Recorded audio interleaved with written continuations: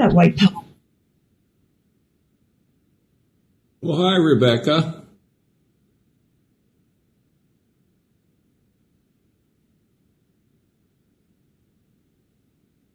All right, welcome everyone. We'll call this meeting to order. I just have some few preliminary matters to get through. Because of the muting and unmuting features that we have available through this technology, we will be muting all members upon entry, and it will be unmuting all members when it is open to public comment. So I am going through and kind of muting people, and you do have the ability to unmute yourself, and I just please urge you to use that sparingly during those times where the actual public is allowed to give their comments. Other than that, we'll call the meeting to order. Roll call. Ron Bunkhouse. Present. Bruce Paulson. Here. Troy Morgan. Here. Jesse Betcher. Here. Dawn Pettit. Here. So we have a full quorum. Pledge of Allegiance.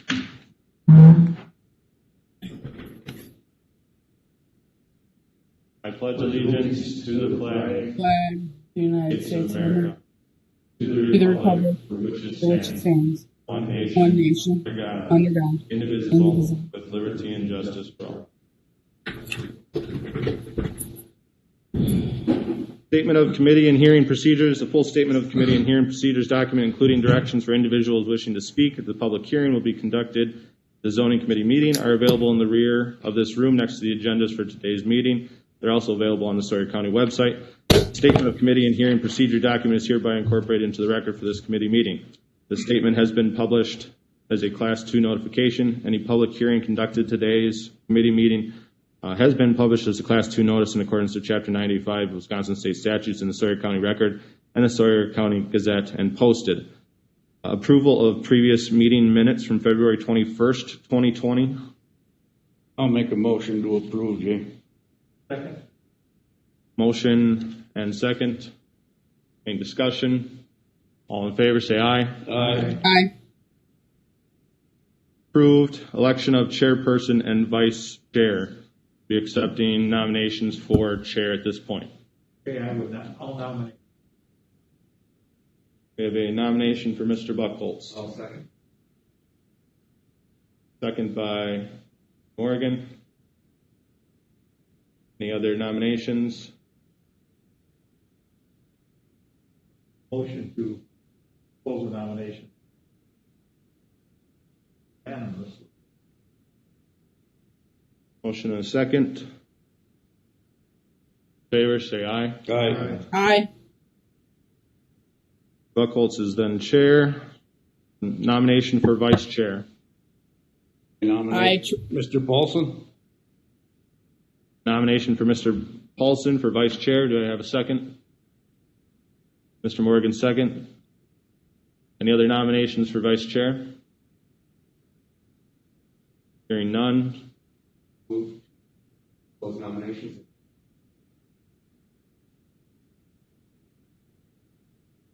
Motion by Morgan, second by Mr. Betcher for vice chair. Hearing none, the motions approved for vice chair for Mr. Paulson. What's it? There was a motion. All in favor. Oh, okay. All in favor signify by saying aye. Aye. Aye. Motion passes. And then Mr. Buckholz, now that you are chair, do you want to continue with the public comment? Yes, and before we get started here, I'd like to welcome Mr. Betcher to our zoning committee. All right, public comment. If you want to speak now or if you want to wait until we get into the public hearing is fine. Ms. Zilmer? Linda Zilmer, Edgewater property owner. The items I want to speak to initially are part of the preliminary matters of this hearing, and also for the benefit of the newer members who were not here when the zoning committee changed this statement of committee hearing and procedure, and also stopped reading it out loud as part of the public hearing. I believe this, especially in these times as you're working through trying to do this remotely, that this be read out loud, and that it also, at a future meeting, be modified to include language so that people fully understand their appeal rights. So when I went out there this morning, this statement that, we always say, oh, it's in the back of the room, which I believe should be read out loud, I could not find it on the website, and it's not an attachment to your agenda for today. So those people who are participating remotely, I don't know if they can see these statements and how they're supposed to respond during the hearing today. Again, I know I appreciate all the work that's going into trying to make these remote public hearings work. So I'm offering those comments, both in the interest of you as supervisors making important decisions, as well as the applicants that are coming before you and any other interested parties. There's a lot of talk about people want to protect their gun rights, their free speech rights. Now it's a matter of whether you wear a mask or not, but really it gets down to property rights are right up there too. And there's a great importance into, I think people can accept decisions as long as you're following the county ordinances and then also state statutes. So there is a Plan Commission handbook and a zoning board handbook. They are available online. And so I do have a concern, as has happened in the past, that we have people come on this committee who don't fully understand the balancing of rights that they're required to do and what they're required to recognize. If you don't believe in zoning ordinances, that just doesn't mean that you can vote, in my opinion, as if you don't think zoning ordinances should be enforced. And I also would like to be recognized when you get to the other matters after the rezones and the conditional uses, because a lot of these proposed changes, I don't even know, for instance, my town saw that.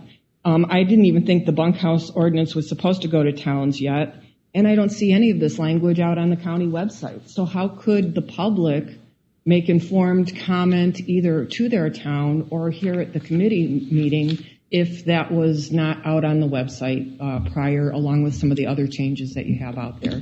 So please get that posted. Thank you. Okay.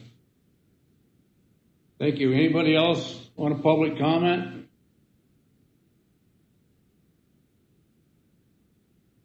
Let me just make sure.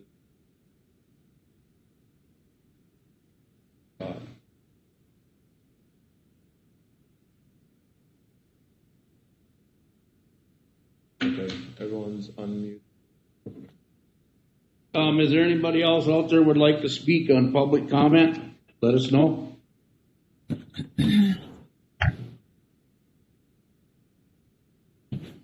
If not, we're going to move on.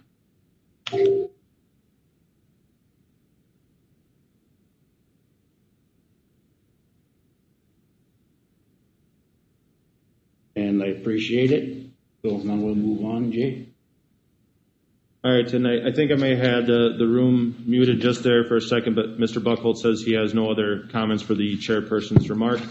Moving on to public hearing for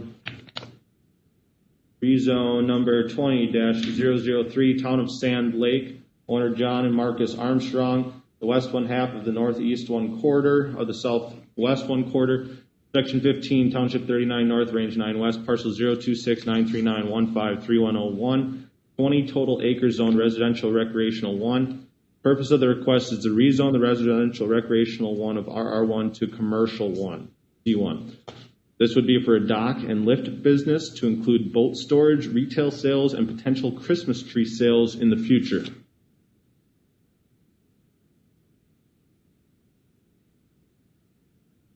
Yes.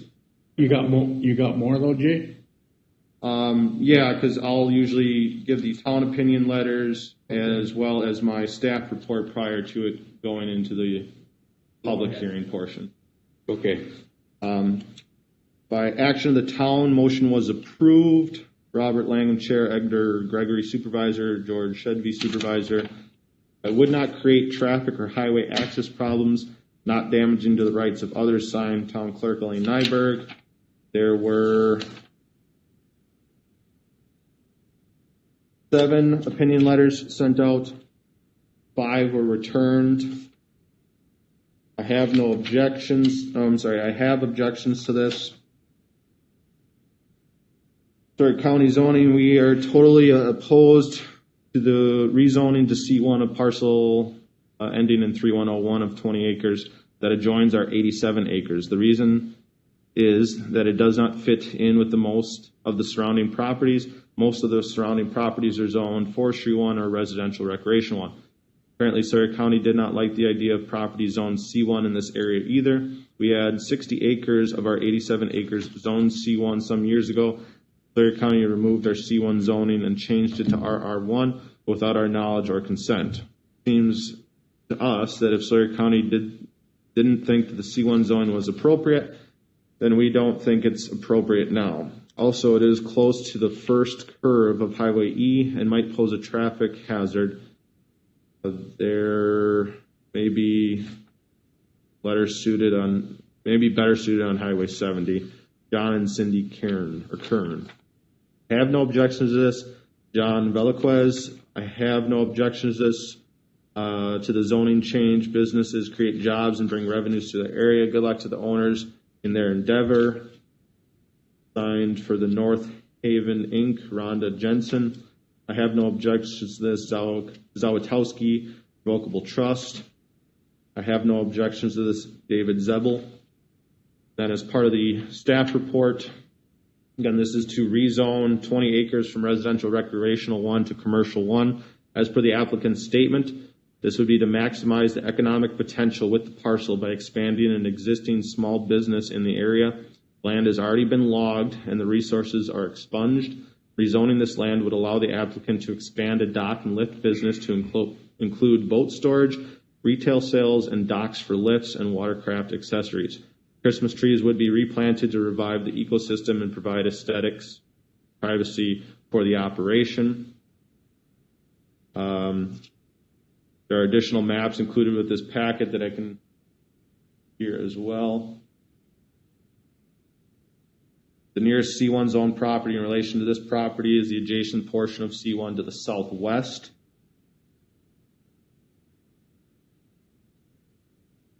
This is along the Highway 70 corridor.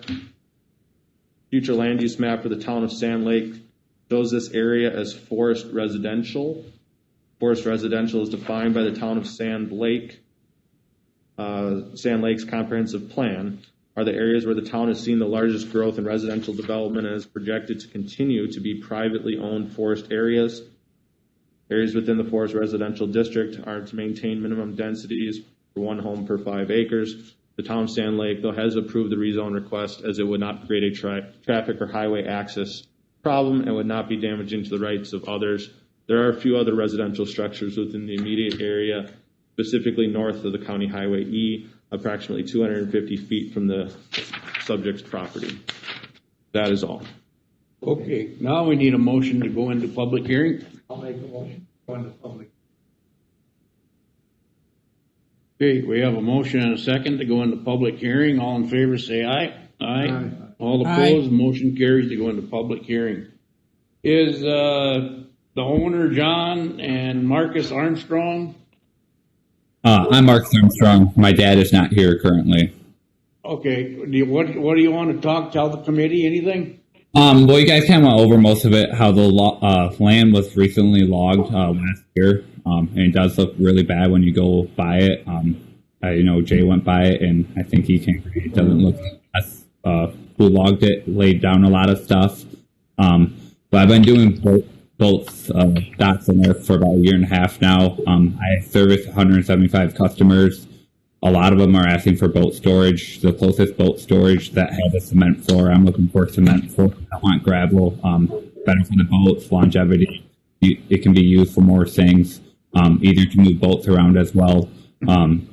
It's 15 miles away, so it's 25 minutes. It's around Lake Marina. It obviously adds value to the customers too. It just kind of completes the whole package. I can take out their docks, I can take out their boat lifts, and I can haul them their boats, store them for them, and it just completes the whole deal I'm trying to complete here. I know John Kern didn't like the idea, and at the Stone Lake meeting, they talked about that as well. I will say the corner, it's a sharp corner, and at where the easement already is to get off County Road E is plenty far past the curve. I don't think that would be an issue at all of where it's at. I do plan on planting the Christmas trees along the roadside to block the view of the shed so no one can really see in. I want a gate so no one can get in, and probably a gate going all the way along so no one can get in as well, but the Christmas trees are there just to block the view so no one can see it. The color is going to be probably the green or brown to blend into the forest as well, and then nice grass in front. The future plan is to have a pond in there with docks so people can walk out on docks and be able to test out the docks. So storage is also like low impact, low travel, seasonal. Okay. Winnie, got any questions for Mr. Armstrong? Yeah, I have one. Go ahead. Is this on? Yeah. Hey, Mr. Kern, I'm sorry, Mr. Armstrong, this is Mr. Betcher. Just one question about those Christmas trees. You said you're going to maybe plant them out in front on Highway 70. Any plans of making some sort of vegetative fence or something separating your property from Mr. Kern's for the aesthetics, since he seems to be the one and only person opposed to this? If he wants to, yeah. I mean, I'll do whatever is right, I guess, so I can continue forward. If he wants a fence, I'll do a fence. If he wants, bigger Christmas trees, if they're planting with ones that will grow in 5 or 6 years, I'll put the bigger ones in there, accommodate however you want, put 5 or 6 footers in there so they can obviously block the view right away.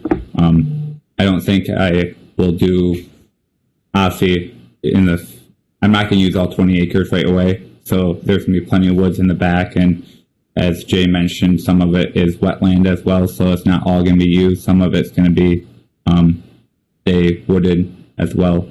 So. Okay. Mark? That's all. No further All right, questions. Thank you. Ms. Pettit, you got any questions for him? No, I'm okay with how it's presented to us. I just don't think it should be mandated upon him for approval of this that he has to somehow appease the adjacent property owner. That's an additional expense upon him. It doesn't seem like anybody else has the issue. I understand trying to, please your neighbors, but he is putting a big expense into this property, trying to bring revenue in to the area and employ people. It doesn't sound like it was completely logged, and I am in a logging family. Regrowth should take place, so that would be my only thing. Okay. Yeah, because there was only one that was against it, so. Right, it's the adjacent property. Right. So is there anybody else out there that's for this rezone that wants to speak? If not, is there anybody out there that's against this rezone that would like to speak?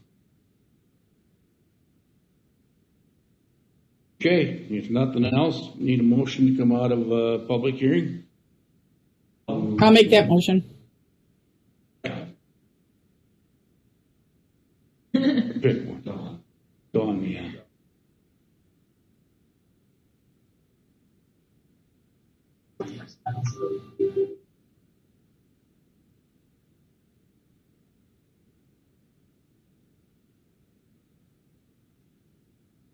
Okay, we have a motion and a second to come out of public hearing. All in favor, say aye. Aye. All Aye. opposed, motion carries. Okay, Jay. Yep, discussion action. Discussion action for rezone number 20-003, Town of Sand Lake, owner John and Marcus Armstrong. Legal description is previously read into record. Rezone request is to rezone 20 acres from RR1 to C1 for a dock and lift business to include boat storage, retail sales, and potential Christmas tree sales in the future. Just want to make one quick mention for new members as well as reiterations as far as conditions. Conditions specifically cannot be placed on a rezone application. So when you talk about will approve or not approve a rezone for planting of vegetation, that is a condition for a rezone and technically not allowed to have on that. maybe our legal counsel can shed some light on that portion as well. Is Rebecca there? I am. Can you comment on that, just to make everything clear here? Sure. Because a rezone is a legislative action that will ultimately be completed by the board, you cannot condition a legislative action. What we can do, though, as an option, is present these items to the applicant and make sure that he or she is agreeable to those conditions, and have that agreement set out so there's an understanding and a meeting of the minds. In some situations where an applicant doesn't want to rezone unless something else happens, like almost a contingent rezone, we can talk about those types of situations because there are options for the committee. But generally speaking, to answer Jay's question, no, you cannot condition a rezone per se because it's a legislative action. Thank you. Mm-hmm. Okay, so is there any more discussion on this rezone? Turn it over to the committee. Move to approve the. Okay. Okay, we have a motion and a second to approve the rezone. Any more discussion? If not, Kathy, roll call. Troy. Yes. Dawn. Yes. Bruce. Yes. Jesse. Yes.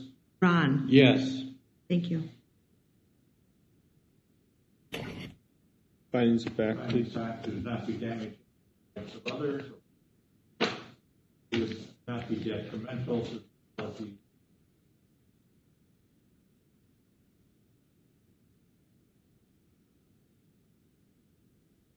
Thank you.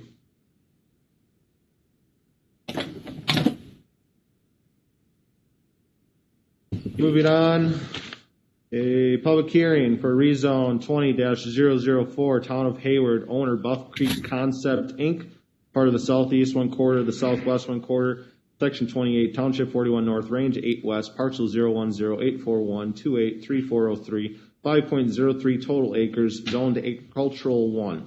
Purpose of the request is to change the zone district to commercial 1, C1, for the relocation of a construction company, Buff Creek Concept, Inc., and potential retail. As per the staff reports, again, this is rezoning 5.03 acres from agricultural to commercial 1. As per the applicant's statement, it would be for the relocation of a construction company as well as potential retail shop. Proposed rezone would result in conforming lot dimensional requirements. Purpose of this request would be for the operation and buildings for a construction company doing business at the same location. The applicant has expressed that it may be also interested in constructing a retail shop in the future as well, as this is a permitted use within the C1 zone district. As per the additional maps included in this packet, the nearest C1 zone property in relation to this is immediately adjacent to the west. There is a larger block of commercial land in this area along the Highway B and Highway K corridor. Also, the LCO Casino is just south of this property along Highway B. Future land use map for the town of Hayward shows this area as rural trans or rural transitional. RT, as defined by the town of Hayward's comprehensive plan, is to identify certain lands in proximity to developed areas and to be preserved mainly for forestry and open space uses until such time as more intensive development may be appropriate. Areas within the RT classification shall be transitioned to new development and shall be limited in accordance with all town policies, including the Highway Corridor District. Appropriate Surrey County-based districts within the RT future land use areas do include C1. Town does not require an amendment to the future land use plan maps if the town determines the classification is appropriate. USDA website survey does show this area as prime farmland, but as the aerial map shows, this is a currently and completely wooded lot.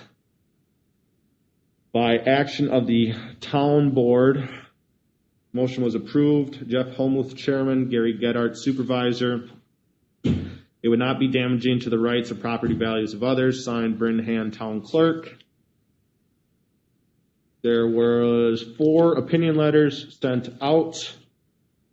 1 was returned with no objections. I have no objections. Lon Blakely and Carol Blakely. That is all. Okay. Okay, I need a motion to go into public hearing on this rezone number 20-004.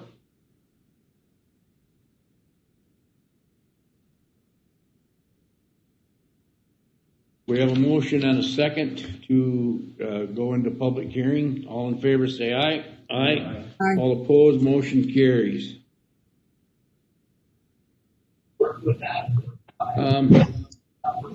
Is anybody here from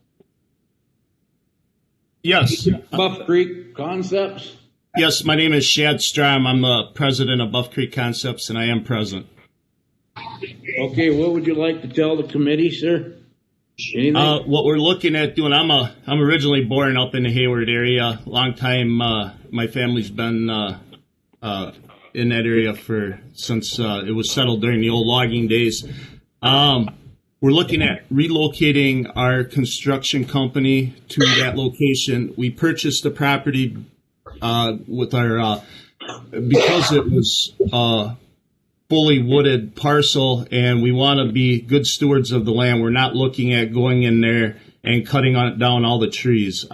We did agree to a buffer with the Planning Commission and the town board on the north and east sides, which would be a 50-foot buffer all the way around to keep the trees. And we're looking at keeping as many as possible. What we're looking to try to do is put our office in there, something conducive to the up north feel when we have clients come in there. So it'd be something like a cabin style office. What we're looking for. Also, when they come in, I've been pretty fortunate having been from the area to have a lot of record mounts and everything that we want to incorporate into our our motif on the inside to give clients a good feel when they come in. So basically, we don't want to change the land a heck of a lot. We're like I said, we're looking at keeping the trees. That was our whole purpose in buying the property, to have a private setting in there. Okay. Is that all you want to tell us, sir? That's about it in a nutshell. Yeah. Okay. Does the committee members have any questions for him? I do, Chairman Bunkhouse. Okay, go ahead, Ms. Pettit. It looks like you're talking about a future retail. What kind of retail shop would you be doing in there, Mr. Strom? Okay, that would coincide with our construction company, which would be the ability to, and I'm not sure if this runs into the retail or if it's just part of my construction company, but we own and operate CNCs, if you're familiar with computerized lathes.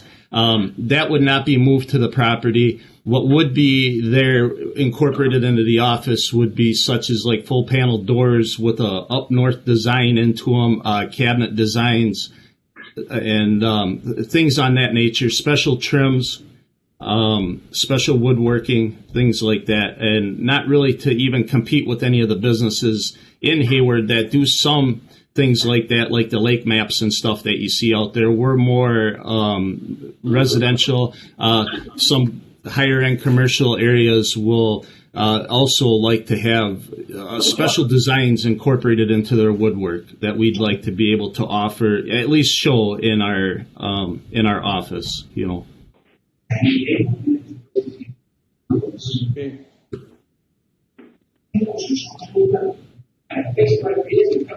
Go ahead, Mr. Paulson. Okay. What was the letter that had no objection?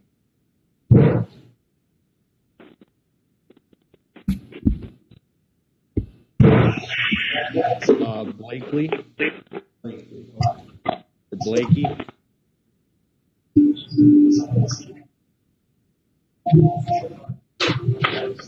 their location there. I can scroll back up. I do have a question for the applicant. There's a small RR1 parcel. Have we talked to that landowner? Do they have an opinion?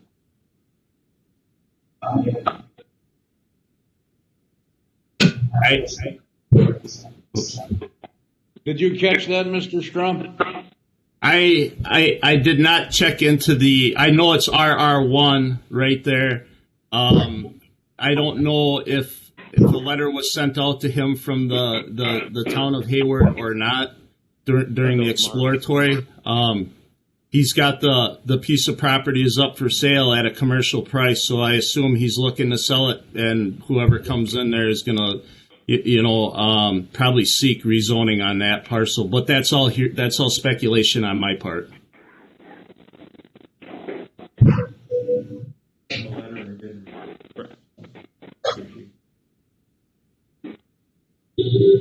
Okay, is there anybody else out there would want to speak in favor of this rezone?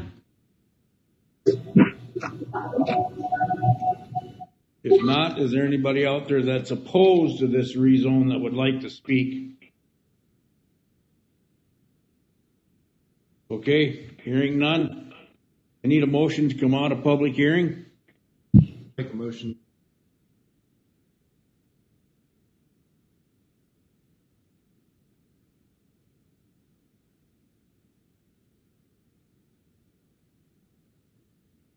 I'm sorry, that was my fault. I had it muted. Can you just say the motion one more time? I need a motion to come out of the public hearing. Second. Okay, we have a motion and a second to come out of public hearing. All in favor say aye. Aye. All opposed, Aye. motion carries to come out of public hearing. Discussion action for rezone number 20-004, Town of Hayward, owner Buff Creek Concept, Inc. Legal description is previously read into record. Again, this request is to rezone 5.03 acres of agricultural to commercial 1, C1, for the relocation of a construction company of Buff Creek Concept, Inc. and potential future retail shop. Okay, thank you, Jay. Committee? I have a question for Jay. Maybe in terms this does comply in sounds long range. It does, yep. And I had a conversation with Joan Cervenka at the Town Plan Commission meeting, asking her those kind of specific questions related to the RT or Rural Transitional Zone District. And she says, yes, I mean, that is kind of what's accepted in the RT Zone District, but there may be other highway. There may be other highway corridor overlay districts that the town may require some additional screening of vegetation. But again, that's something up to the individual townships that kind of have that in their ordinance. Again, the RT rural transitional would be appropriate with a C1 zone district. And the town was all right. And the town has approved the application. Okay. Mr. Chairman, I'll move to approve the rezone. Okay, we have a motion to approve. I'll second. Okay, we have a motion and a second to approve the rezone. All in favor? Well, we got to do it. Any discussion?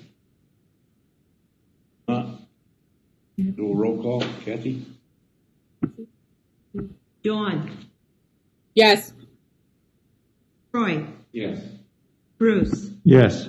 Ron, Yes. Jesse. Yes. Thank you. Okay. These going to the county board, right? Correct. Yes. We Okay. didn't bring that up at first, though. Finding of facts would not be damaging to the rights of others or property values and is consistent with the town's plan.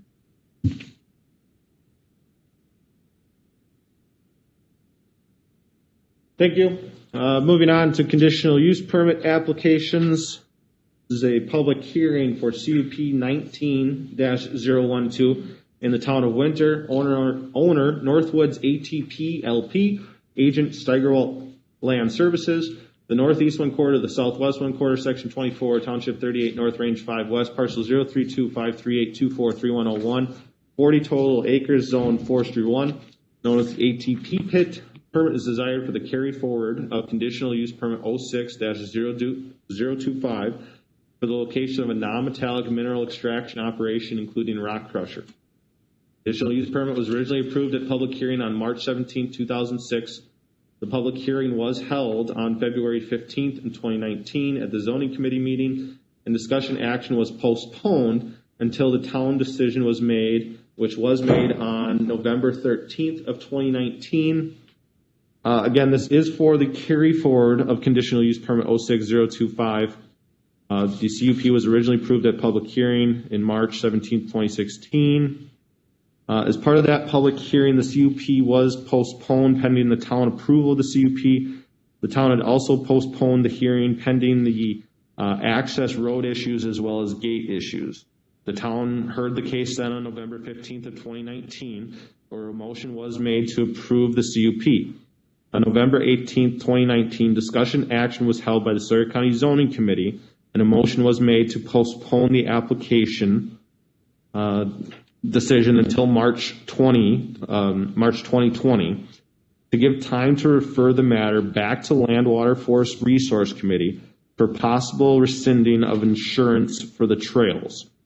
At the December 11th, 2019 Land Water Forest Resource Committee, Greg Peterson gave the committee some background on the Northwoods ATP Trail and how long the process of getting insurance for the trail took.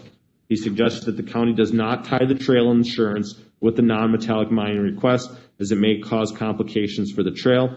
This matter was just for discussion and no further action was taken at that time. Due to the postponing of other zoning committee meetings due to COVID, we are now finally having this conditional use permit back on the docket because it's been actually well over a year now since the true public hearing had taken place. This will be held as another public hearing process operating under the same conditional use permit. So yeah, it seems appropriate to conduct a new public hearing on this case. Property 40 acres, zone forestry 1. The existing land use area in this area is all forestry. No other structures are within a 9 square mile block of this area. Surrey County Zoning Department does not have any complaints on file for this pit. There currently aren't any hours of operation specified for the operation plan. It is recommended that the hours be 5 a.m. to 9 p.m. Monday through Saturday. Financial assurance has been received in the form of a bond by action of the town of Winter. This was again from the November 15th, 2019 meeting. Motion was approved. Ron Fandry, Ronald Barnaby chairman, Terry Pettigrew supervisor. There were actually no opinion letters sent out because Northwoods ATP owns the 9 square mile block surrounding this area. That is all. Okay, thank you. Is anybody here from Staggerwalt Land Services? Yeah, this is Mike Deligan from Staggerwalt. Okay. What would you like to tell us, sir? Yeah, we just like to get that improved. That pit opened. We have that tract, as you guys know, is part of the Isle of Pines conservation easement, which currently allows public access on 20,000 acres of timberland. We have actively been improving those roads using an outside rock source at our expense.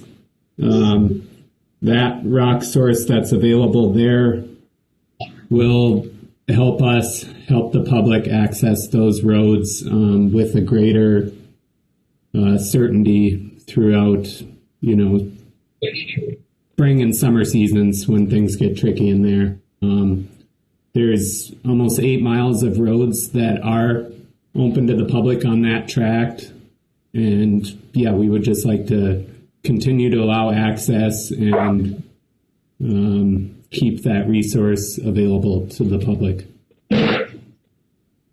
Thank you. Mitty, you got any questions you want to give the person? Ms. Pettit, do you?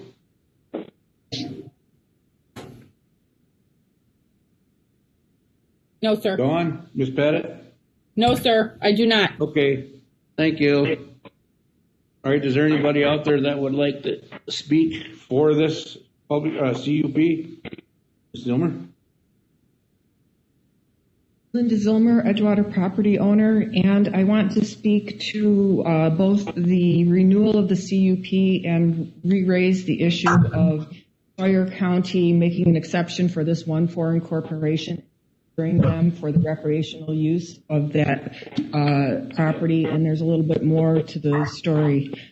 First of all, probably after this meeting, I would like to talk to the newer members a little bit about the situation of something that's been called a carry forward of conditional use permits for non-metallic mining. Sawyer County has had in place a 5-year permit for the initial issuance of a conditional use permit and subsequent 3-year renewals after that.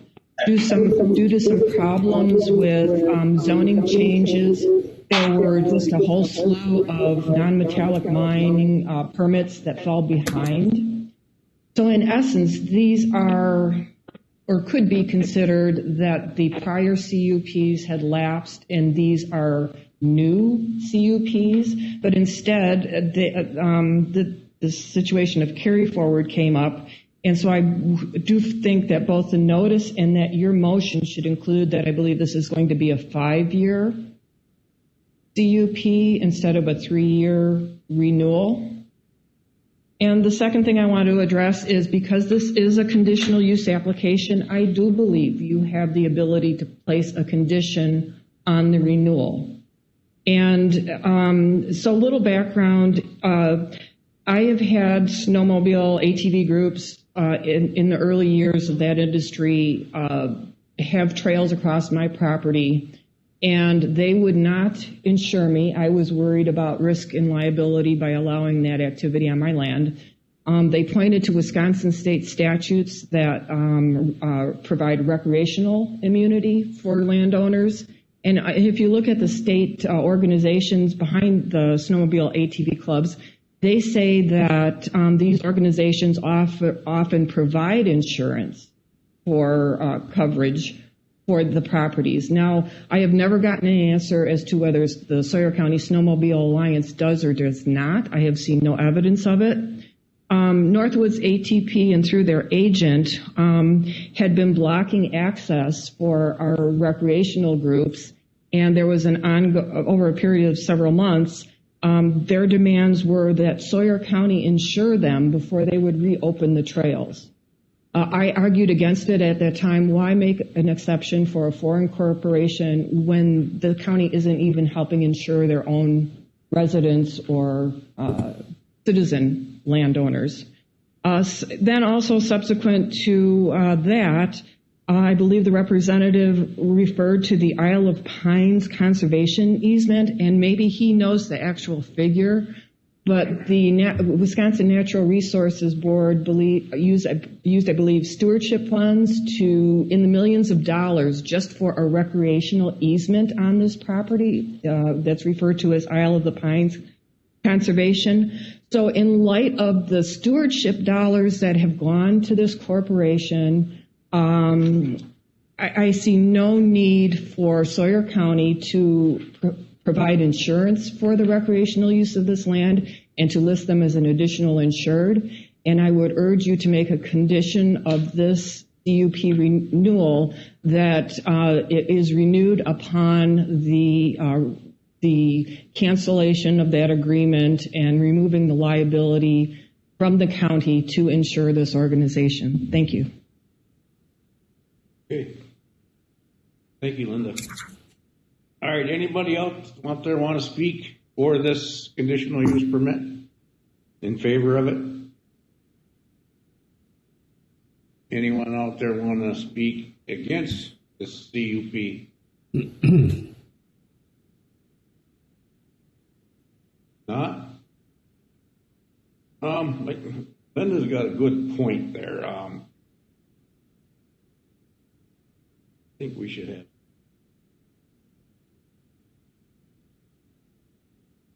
But, that's up to committee too. But. Excuse me, who's talking right now? I can't see the active speaker. That was me, the chairman. Okay. Linda continually referenced Northwoods as a foreign-owned entity, which, is a mischaracterization. They are one of the largest landowners here in Sawyer County. Providing public access is at the forefront of their goals in conjunction with timber management, which, as you guys all know, stimulates a large part of the economy here. We would like to continue to provide that public access. The resource is there. It's available. It's been used in the past. We're trying to keep that access open and available to the public during all parts of the year. And it's incredibly challenging having to haul it from outside the area and at our own expense. Ultimately, it's going to lead to less capital improvement and decreased access. Linda Zilmer again, just kind of for the benefit for the people that weren't around before. I understood when I did my research, and it's available on the company's website, that ATP Concernen is a Danish pension corporation. Is that correct? Is that correct? Oh, I'm asking I'm sorry, I guess I shouldn't talk to the representative. I need to, Mr. Bunkhouse, if you could please verify that if this Northwoods ATP is still part of ATP Concernen. And also, doesn't this conservation easement that the Natural Resources Board paid millions of dollars for guarantee that there's the continued public use? So I don't think, I guess when I listened to the representative, it's sounding like, well, maybe they won't be able to provide recreational use, but as I understand the agreement between the state of Wisconsin and this corporation, that the millions of dollars or whatever it was paid for public use, and this, they're already obligated to do that. Thank you. And guaranteeing public, and Mr. Buchholz, guaranteeing public use comes with having to provide a resource that allows that use into the property. That resource exists on the property. It's been used in the past, and we just look to continue to use it into the future here. Nothing further. I do have a question as well. Mr. Paulson. But the ATP did require, and don't they still require some insurance? It's my understanding that we have the insurance requirements sorted out both, with the county and the Snowmobile Trails Alliance. But you didn't answer my question. And my question is, do you require insurance? I'm led to believe you do. I do believe insurance is required. And you do have the insurance? Right. Yes. All right. Comment on something? Maybe the more appropriate time is during discussion action, unless you know. And I will speak to some of the comments as far as in the public hearing process.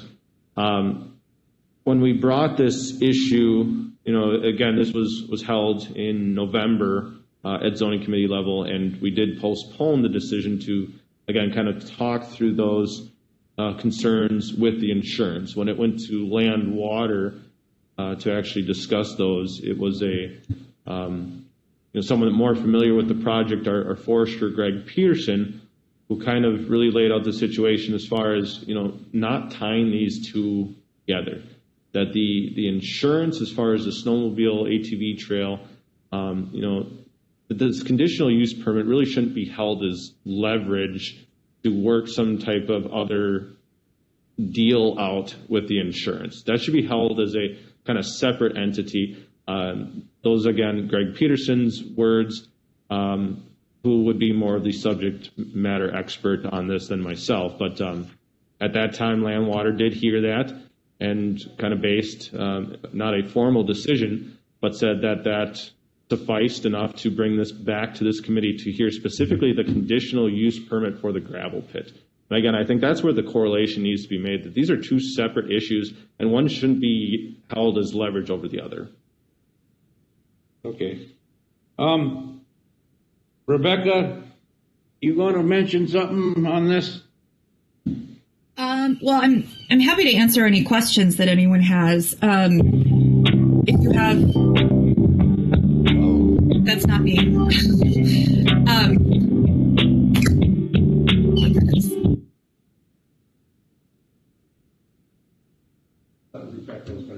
Yeah. Okay, go ahead, Rebecca. Okay. I'm happy to answer any specific questions that any members may have, regarding the carry forwards or regarding, any other questions or issues that you might have. So feel free to ask.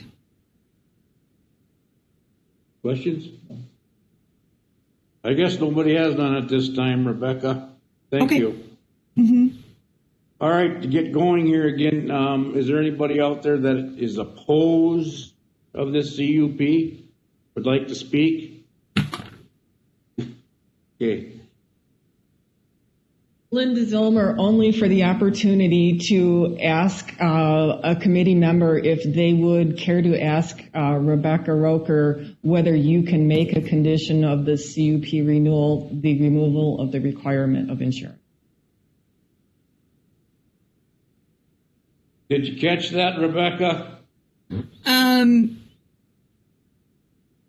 Let me just repeat it back to make sure I heard it correctly. Whether the committee can make a condition on the approval to remove the insurance or to require insurance? No, I guess I didn't understand. To remove the insurance. So to give you a little background, I'm not sure if you're familiar with this. The county has a working insurance agreement with Northwoods ATP to keep a section of snowmobile trail through there. So this was a major connection to other trail routes. And basically Northwoods ATP said, if you want to put a snowmobile trail through there, we want the county to kind of pick up the insurance for that portion. That was done many, many moons ago. And there's also this conditional use permit for the non-metallic mining operation in there as well. And Linda's question is, can a condition of approval for a CUP require the county's, removal of that liability insurance as part of the CUP request? Yeah. Okay. Thank you. I appreciate the summary. It is a policy decision to the extent that the committee feels the trail and the operation subject to the conditional use permit are intertwined. I don't think a conditional use permit approval or renewal or carry forward should necessarily be an opportunity to open up all issues with the property. I think you need to have a nexus between the conditional use permit and the request and the conditions being placed on that permit. So ultimately, it's a policy decision for the committee. If you feel that the insurance has enough of a nexus to the mining operations, then you could place that condition on the CUP. But again, if the committee feels that there's not a sufficient nexus between that condition or between the mining operation and the trail, then I would be inclined to recommend you do not include that as a condition. Okay. Thank you. Yeah, Chairman Bunkhouse. Yes.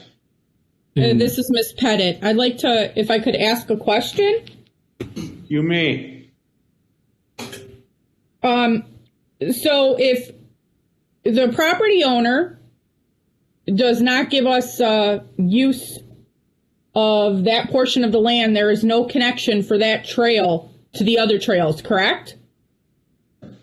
Yeah, from what I've remembered from what Greg said is, there's like a 7-mile differential that we'd have to punch in a new trail through seven different miles of forestry to even hook back around. So it would be quite an extensive project to really kind of hook that trail segment back together. Jay, and then I guess my next question would be, it probably would cost more money to put the new trail in through that 7 miles than the insurance is costing right now for that portion, correct? I couldn't speak specifically to that, but Mr. Paulson probably has a little bit more background on that as far as what the insurance requests were, and he's saying that, yeah, it would be more expensive as the alternative.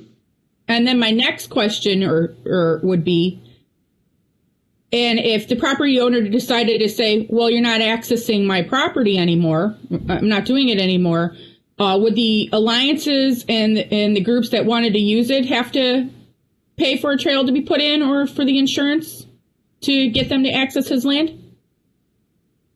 I'm not sure of all the snowmobile easement requirements such as that. That might be a question to be brought up in land water through our trail plan Morotech, Doug Morotech.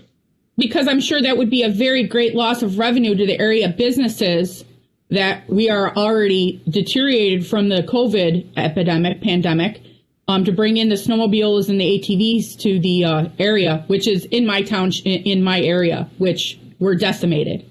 So I don't think that, as Rebecca said, it shouldn't be the nexus of approval of one for the mining pit to remain open, and then the insurance issue. It's two separate.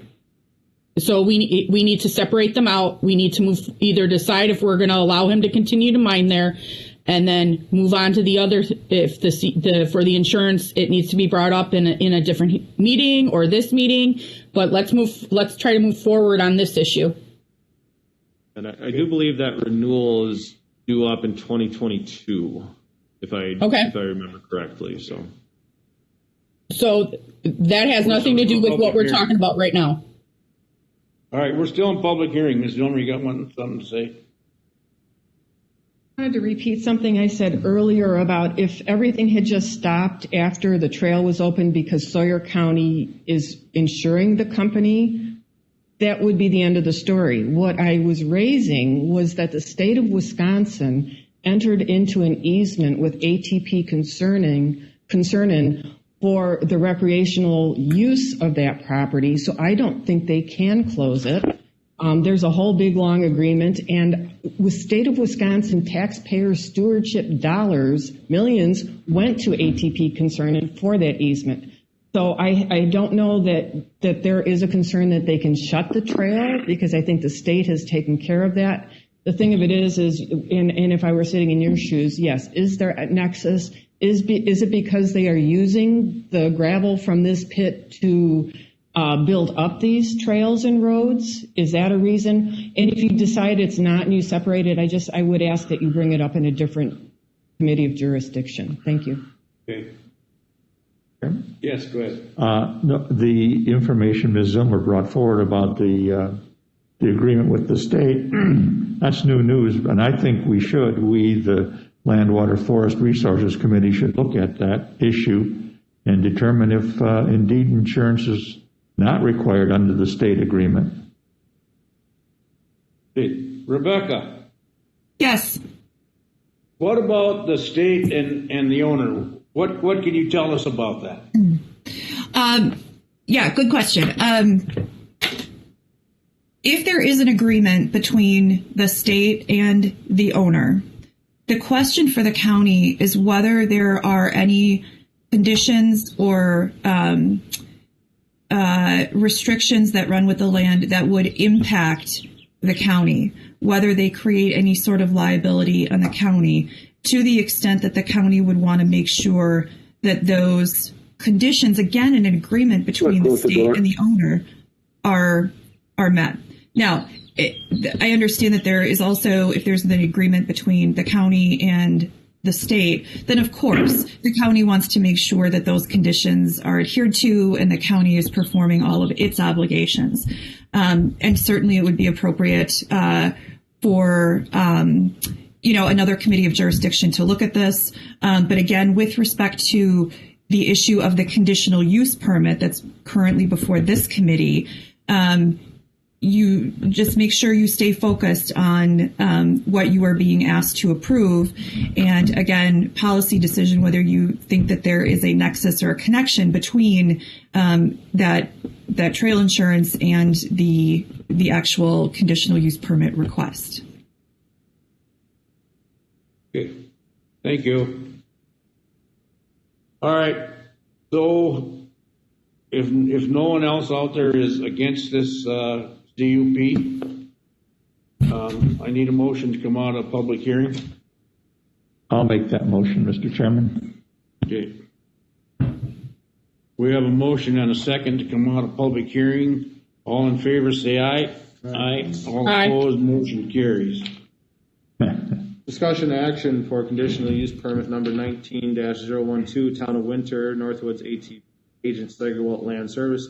Legal description is previously read into record. Permit is desired for the carry forward of conditional use permit 06025 for the location of a non-metallic mineral extraction operation, including rock crusher. That is all. Okay, committee. Mr. Chairman, I'd make a motion to approve the conditional use application. And I'm not sure it's appropriate, but to ask the county forester to research the state conservation easement to see if indeed the county needs to provide insurance.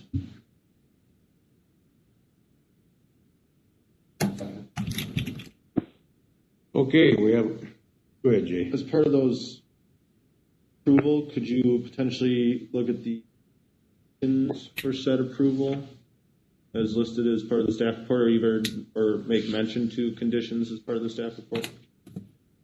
Mr. Chairman, I think this is what, in a block of land completely owned by ATP. So I'm not sure the hours of operation are appropriate. I think hours of operation in my mind are to keep the noise level down for neighbors.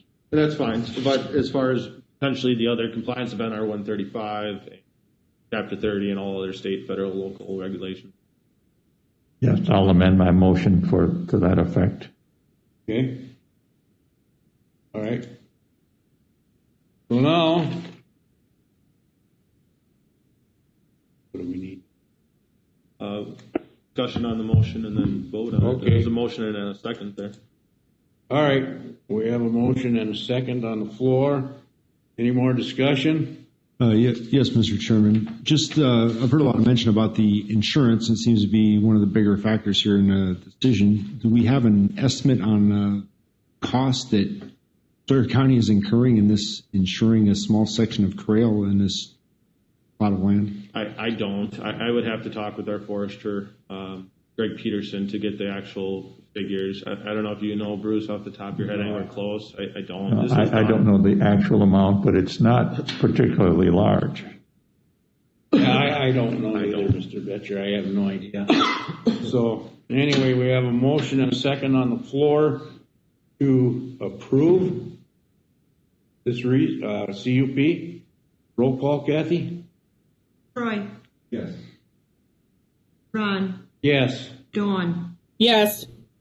Jesse, Yes. Bruce. Yes. Thank you. Thank you. Public hearing for CUP 20-007. I just want to make the clarification here that there's actually two processes here for not only a public hearing discussion action. This is actually for a brand new pit. And when we have a brand new pit, we actually need to have a separate public hearing just for the reclamation plan, then a separate hearing for the actual location operations. So the first one will be a public hearing for CUP 20-007 for the reclamation plan of Kent and Amy Slaybaugh pit in the town of Sand Lake. Owner Kent and Amy Slaybaugh, part of the Southeast 1 Quarter, Section 8, Township 39 North, Range 9 West, parcel 026-939-084401. Total acres 32.722, zoned agricultural 1. Permit is desired for the Surrey County NR 135 reclamation assurance for location operation of a non-metallic mining open pit. Get my other file here. I'll I'll make a motion to come and go into public Well, hearing. can I read my staff report into record before that? Yes, I have shuffling files here, so many files. So many files. So again, the applicant is requesting a new non-metallic mineral extraction sand pit on the property described above. Per the NR 135 requirements, before approval can be granted for the conditional use operation process, the regulatory authority, being the county, being the county zoning committee, needs to approve the applicant's reclamation plan. That has been attached. The Surrey County Zoning and Conservation Department has reviewed the reclamation summaries and concludes that the plan is consistent with the standards specified in NR 135. The zoning committee may then, being the regulatory authority, conditionally approve, or deny the reclamation plan. You can certainly read further into the actual staff report for specific steps as to what your actions here today may find, but I have them written there as part of my staff report. I do want to bring up the towns.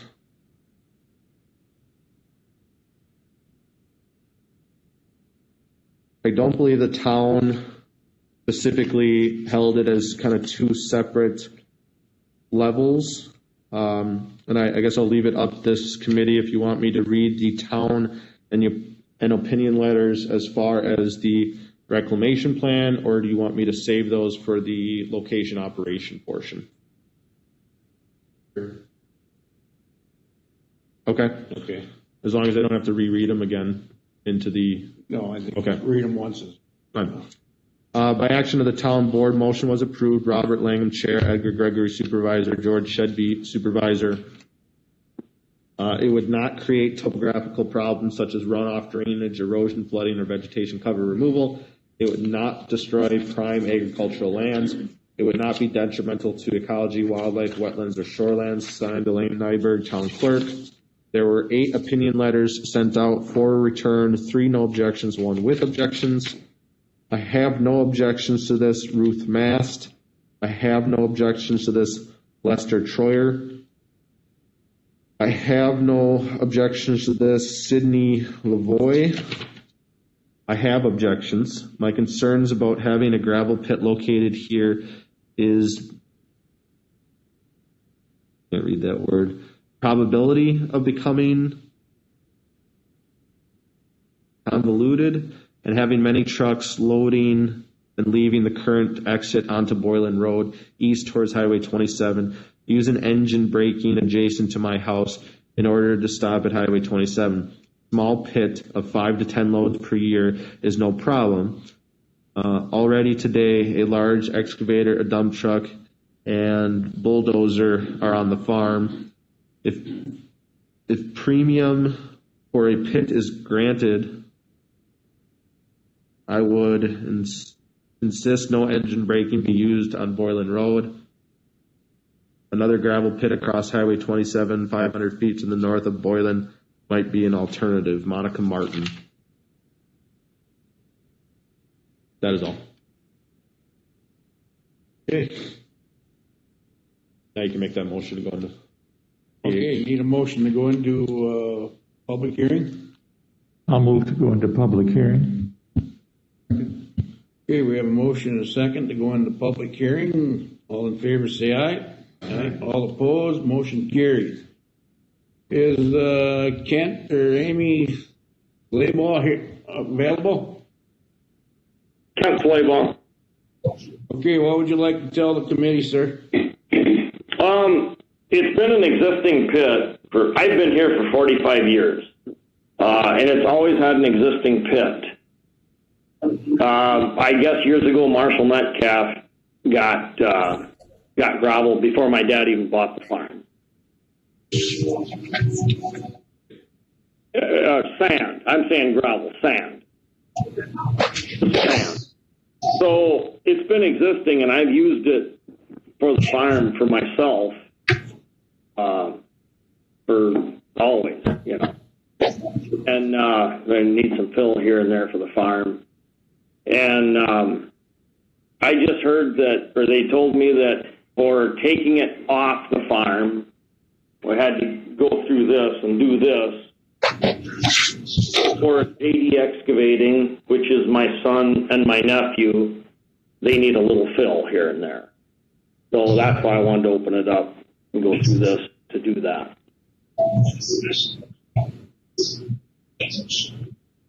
Okay, is that it? Yeah, that's it, I guess. Okay, committee, you any questions for him? Ms. Pettit, you got any questions? Yes, I would like to ask him. So it's basically you're not going to have any customers. It's just for family use? JD Excavating is a business. They had just started up this spring, and it's my son and my nephew, and they will be getting fill there when they do jobs, whatever they need some fill for. So they'll be using it, yes. Mm-hmm. Yeah, so you're it's a commercial use. Yeah. Okay. I just wanted the clarification. Thank you. Thanks, Ms. Pettit. Anybody else? And I'd just like to mention, it was included in the staff report, but again, when an agricultural or farm operation, they're exempt from all NR 135 requirements when it is used for farming. So again, no conditional use permit was needed at that point. It's to my understanding is now that, yes, it is switching more over to a business operation, so they are going to be taking material from that pit for the commercial use, hence why we're in the conditional use permit process. Okay. All right. Anyone else out there would like to speak in favor of this? This is Joe Martin calling, Monica Martin's father, and we were concerned about the truck noise as they slow down and brake and stop for Highway 27 coming away from that pit, right adjacent to my daughter's house, Monica, and at least maybe have an ordinance there that would ban the use of engine brakes as they approach Highway 27 for a stop.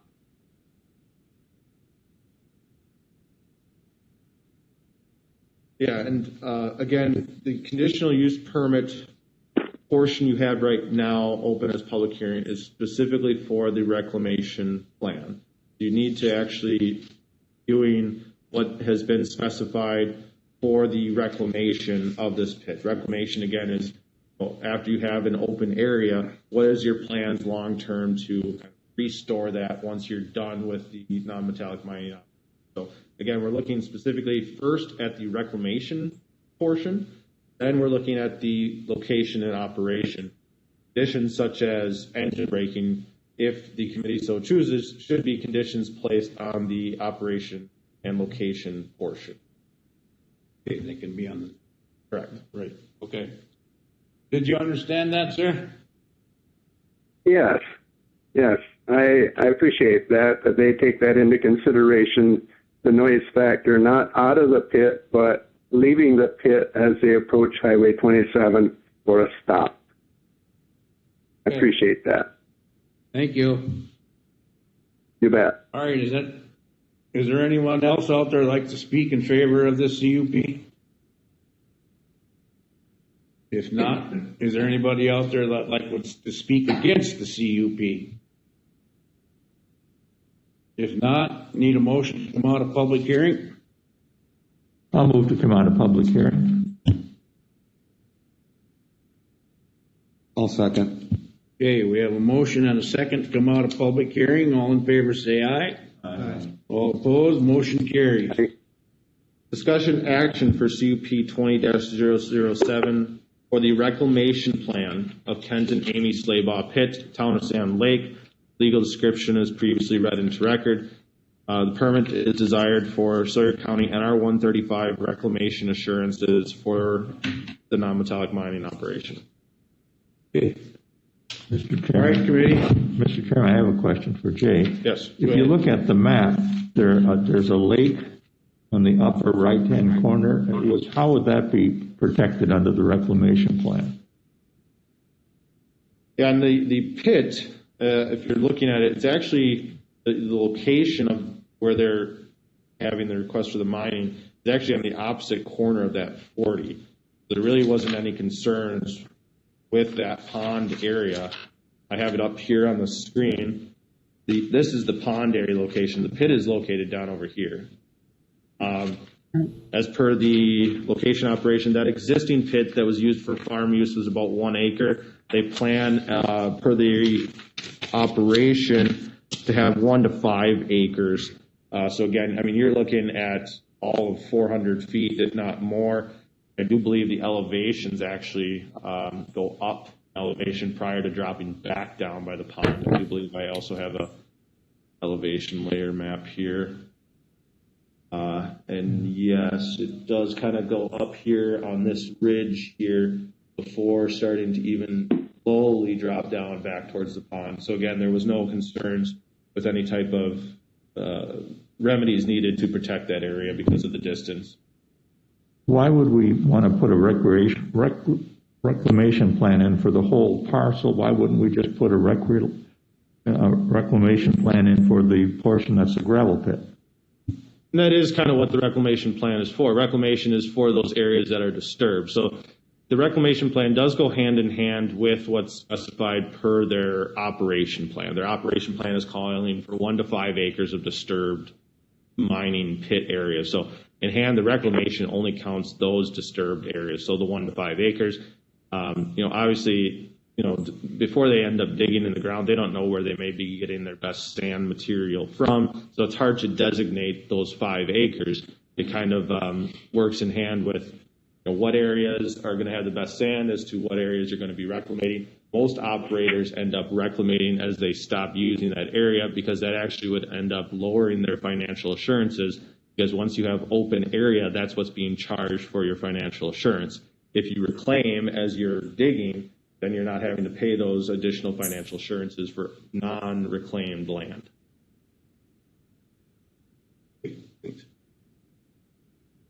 So that when we come to the next portion to approve the actual non-metallic mining, we do have the ability to limit the size of the pit, don't we? Correct. Yep.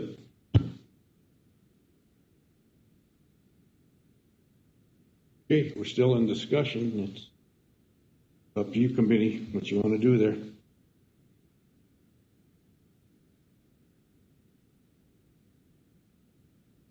I'll make a motion to approve the reclamation plan.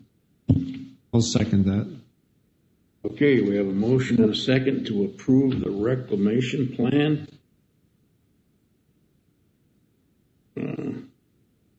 Any more discussion? Not? Roll call, Kathy? Bruce. Yes. Ron. Yes. Troy. Yes. Ron. Yes. Jesse. Yes.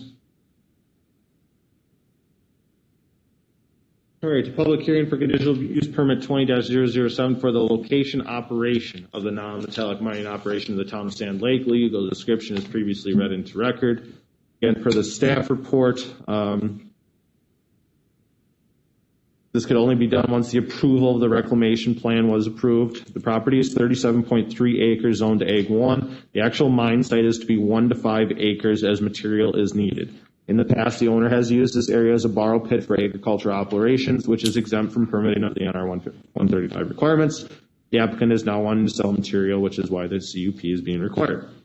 As conditions of approval, the reclamation plan financial assurances of $1,500 per acre is required. The applicant is planning on having 1 acre of unclaimed area at a time. So prior to any approval, the operation financial assurances would need to be collected by Surrey County.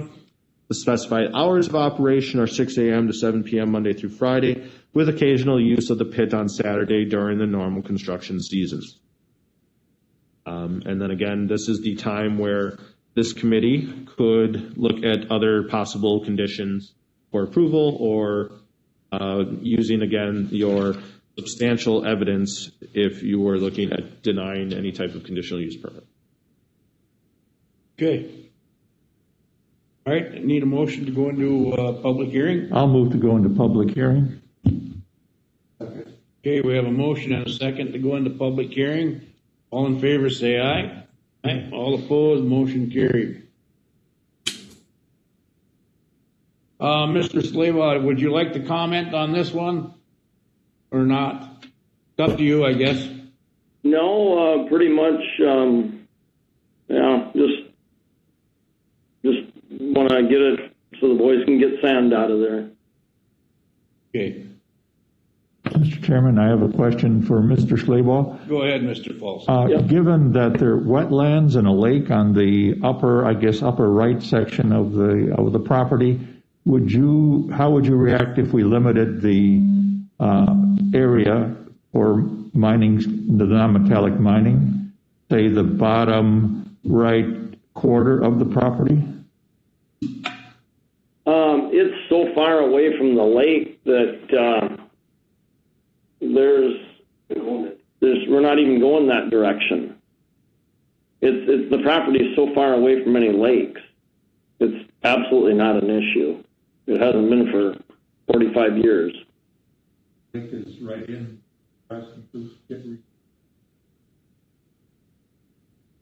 Correct. I mean, that's what the parcel ID. So the property itself is the 37.3. The actual mine site, though, is only the 1 to 5 acres. Historically, we haven't, designated that specific area on the property as long as it's compliant and coherent with the actual plan of operation, which again does include to be the existing mining area and 1 to 5 acres. You could certainly put a condition on it that it be, that the mining location be restricted to the, I guess it would be the southwest quarter of the described property. Yeah, that's fine.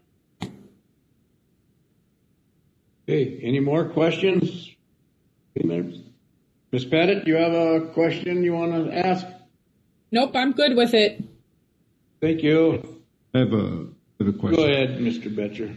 Yeah, Mr. Slava, this is Mr. Betcher, new member. Just a lot of questions, well, not a lot, but some questions on the frequency of use and some engine braking concerns.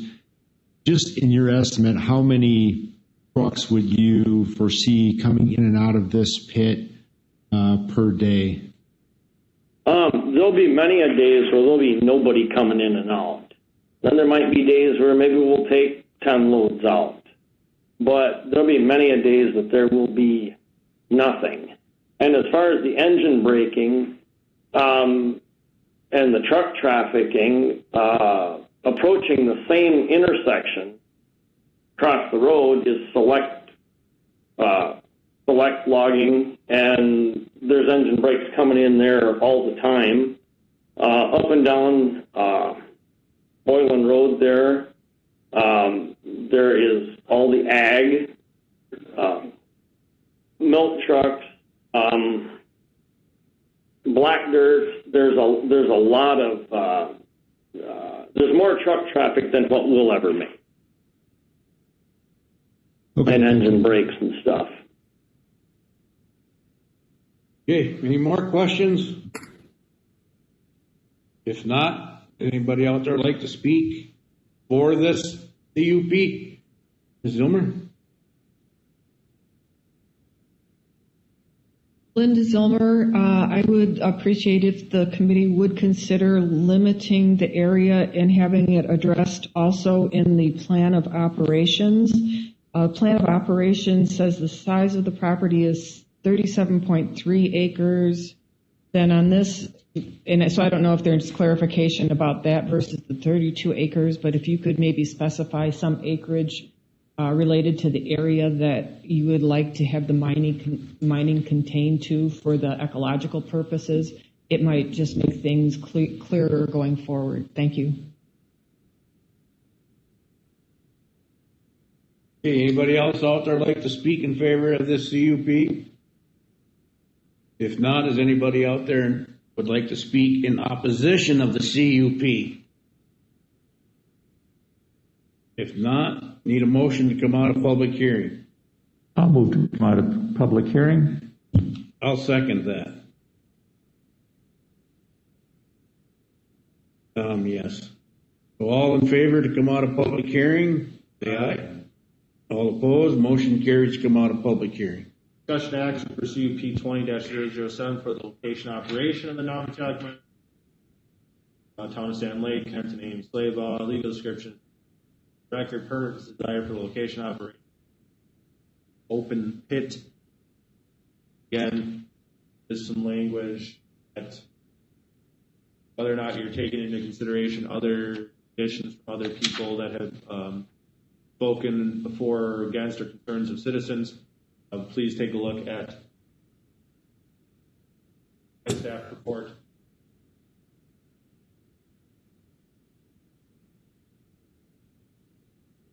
Okay.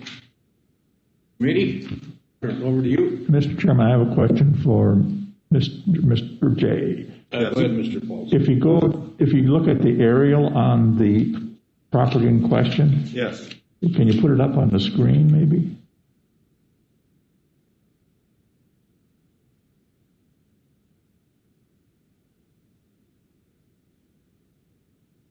It's coming. Oh, yeah, I think you went by it. Back it up a little bit. One more. There. If you look at that aerial and I guess the lower right portion, it looks like, is there a building there? It certainly looks like some type of outbuilding. You'd have to ask Mr. Slabaugh as to what that may actually be. Mr. Slabaugh, what is that building on that property? It was just an old foundation, and just over the years it just fell down. There is no building not there. using it for nothing. What's that? You're not using it for anything. No. It's just okay. No. Wilson. It might be in the old picture, but it eventually fell all the way down. Okay. All right, committee. Mr. Chairman? Yes. Go ahead. Yeah, I was just going to say a couple of things if I could. So I'm actually very familiar with this area as I have mapped quite extensively around here on the Cadillac's property, so just the north on Martin's property. So the lake in question, it's not a lake. It's just a little pond that has some muskrats and cattails and stuff. That picture is a bit deceiving.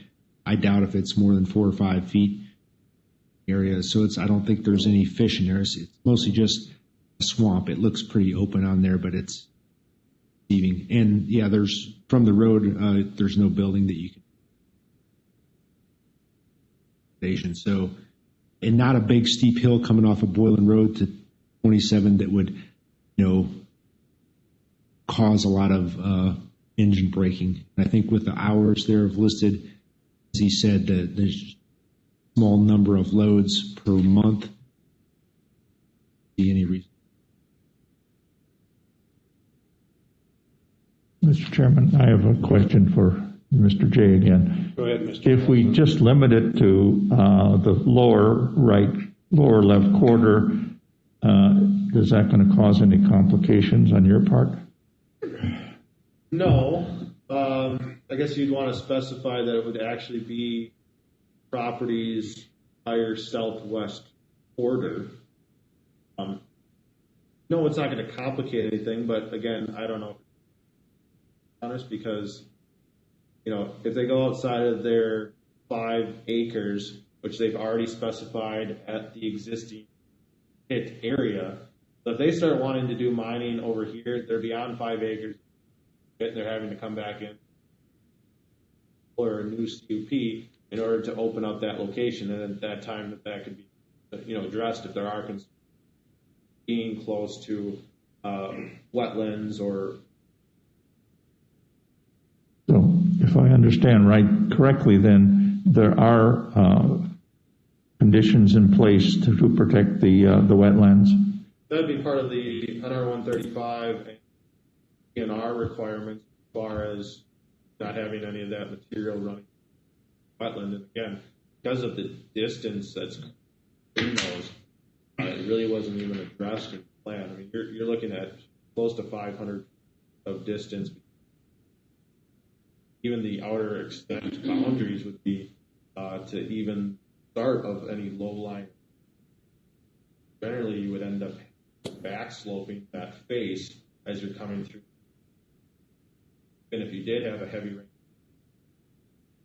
change the pit and not over.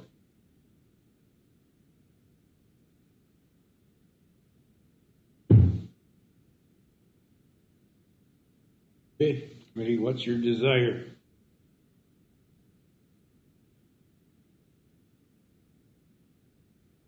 I have another question for Jay.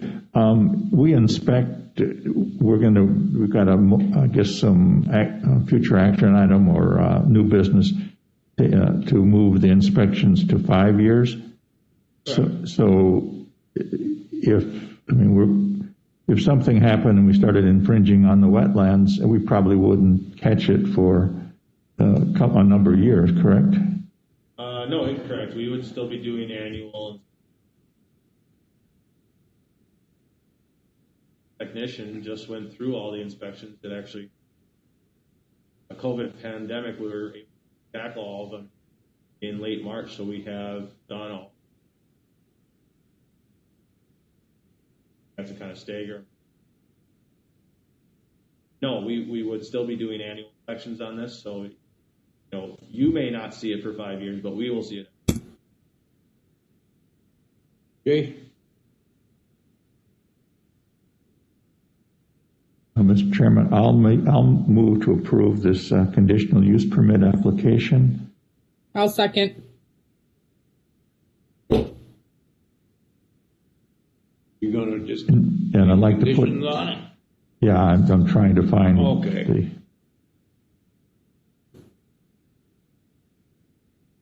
I can't find it, but the compliance for okay.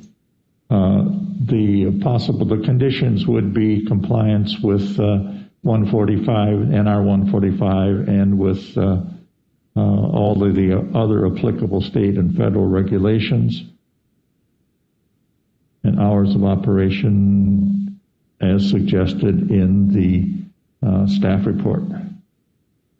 And make sure you're the same 35. Kathy said 45. Yep. Yes. All right. 135, yeah. Yep. Okay, we have a motion and a second on the floor to approve the CUP. Any further discussion? If not, roll call, Kathy. Troy. Yes. Bruce. Ron. Yes. Jesse. Yes. Dawn. Yes. Thank you.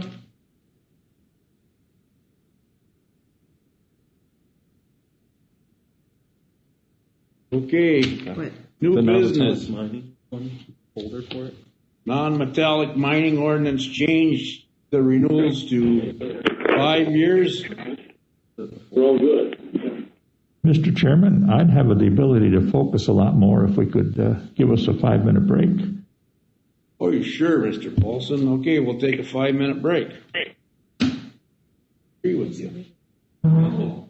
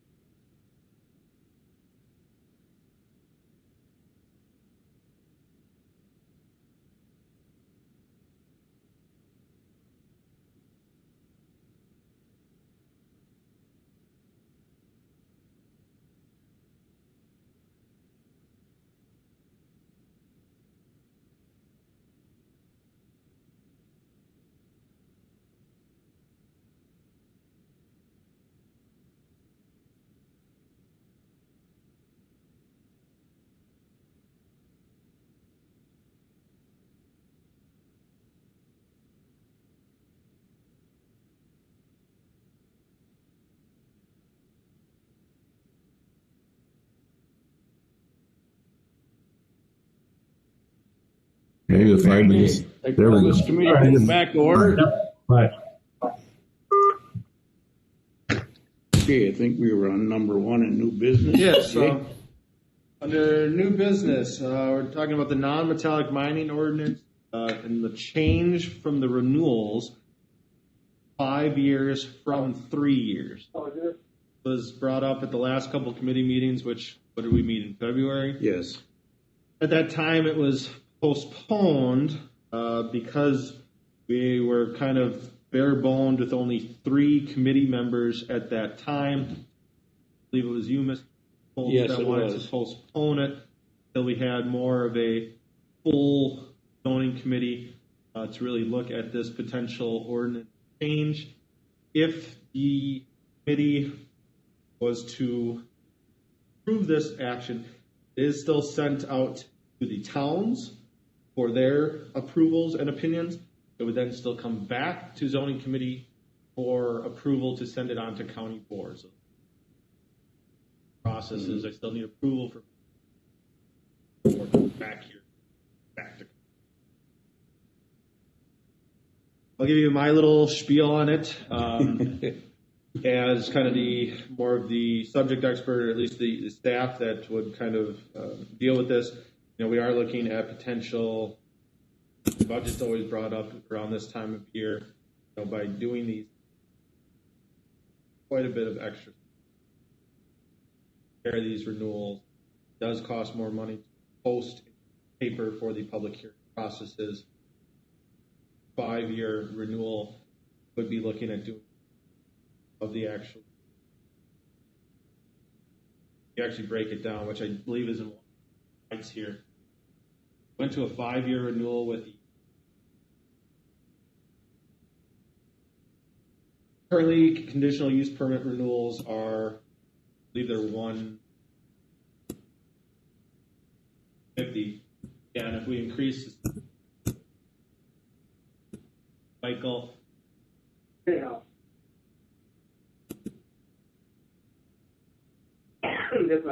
Slightly making cost per renewal. That's where kind of this came from. We saw quite a few of these for those members that were here back in the early 2019 era. I mean, there was 4 every meeting that we were going through renewal process. Switching to the 5-year, yeah, we'll still have them, but they'll be. And that is why we language. We are still doing annual inspections, so it's not that these. I'll get in touch with you again later. They are still receiving. Oh, there's new scenery out west of the house. Okay. Anybody discussion on it?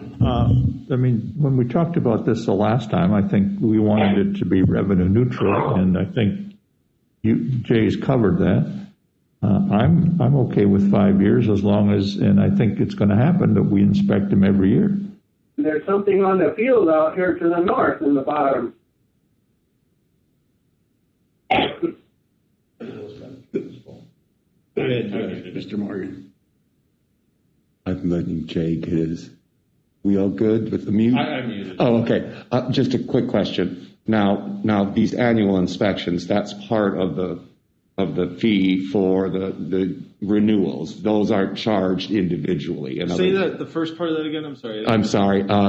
The annual inspections are not billed. That's part of the whole $300 every 5 years, right? Charge for an annual inspection. That's part of basically the county's statutory requirements for doing them. Yeah, and that is part of our renewal cost. Is we do get the money back from some of that. Yeah, we also send out the annual inspections, and I wish Pat was here to speak to that a little bit more. But there is an annual fee hit that is included per our inspection. Okay. So it's not just the CUP is where we're getting our that is due per each hit owner. A portion of that actually goes back to the state, and a portion comes back to the. Thank you. You want to say something? Go ahead, quickly, please. Linda Zilmer, Edgewater property owner. I appreciated over the years until things got off of schedule with the zoning problem that every 3 years gave neighboring property owners the ability to give you an update, not just the annual inspections of the pit, but if there were a few operators who weren't complying, then that was the public's opportunity to come forward at 3 years versus 5 years. And I think revenue to offset the county costs of doing this should reflect, and I would think could also be more of a benefit to do on the 3-year renewal versus having to wait for a gap of 5 years for those to come in. So I would hope that you would consider keeping things the same at this point. Thank you. Okay, Mr. Morgan. To Ms. Zilmer's point, at any time during this 5 years, though, adjacent property owners can still file concerns and complaints with the county in terms of if they are not following their plan of operation or any of those issues that come up, and those are kept on file permanently so that we then review them upon renewal, correct? Correct, yeah. And if there is some type of, egregious, or not even egregious, really any type of violation, as that was specified in their initial conditional use permit, whether it be something in their plan of hours of operation, non-compliance with NR 5, Chapter 30, those would be addressed, and we could go to the right route of citations for failure to comply with CUP permit requests. So again, to my extent and regard, I mean, we've already been talking department head wise as how to potentially streamline some more of our services because they may be limited in the budget concerns. This was an easy one to reduce out to 5 years. Just the timing that it would take for processes of setting up a public hearing cycle versus 5 years, already saving time. Postage for the papers, and not postage for the papers, but for the actual notifications. I'm sorry. This is Phil Neese from the town of Bass Lake. From the town of Bass Lake. In 25 years of having 3 major gravel pits in our town and a lot going on, I don't see there's any reason that 5 years or whether it's 3 years, if we get a complaint, it comes immediately to the town, they're doing such and such and yada, yada, yada. And then we immediately refer it to the county because they're the ones that and then we'll go out and inspect it. So I don't think any time that if there's a complaint, believe me, on gravel pits, they go right to the source immediately. So going to 5 years is probably would not change that at all. And it's the neighbors, though. If they got a complaint, they'll call. Thank you, Phil. So let's do committee desire. I guess I'm going to make the motion to go to the 5-year renewal. So it needs to be action to send to the towns for their approval. Oh, okay. We'll just put that in my motion then. Okay. Yeah. Get that, Kathy? Yes, I do. Thank you. Well, yeah. Seconded, right? So we have a motion and a second to send it off to the towns, the 5-year renewal. All in favor, say aye. Aye. All opposed, Aye. motion carries. Sorry, Don, did you oppose? No, she said aye. Okay. No, I said aye. Okay. So this would come back to the committee after. Correct. Yes. Yep. So moving on to the bunkhouse ordinance amendments. Last time we've had some discussion about this. Last time I took it upon myself to send a questionnaire to the towns, and speaking to Ms. Zilmer's opening public comments, nothing official went to the towns as far as the actual language of the ordinance. It was simply just a questionnaire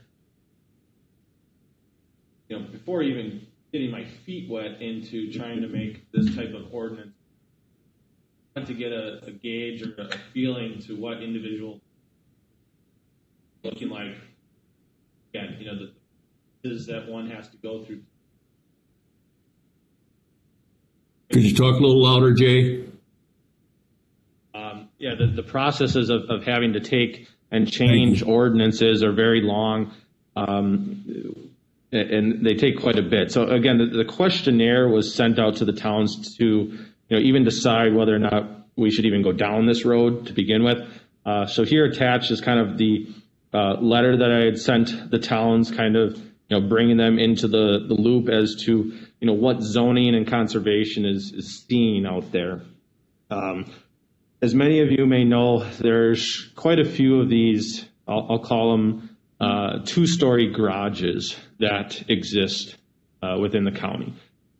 Our ordinance, Sawyer County zoning ordinance, only allows one habitable dwelling per lot.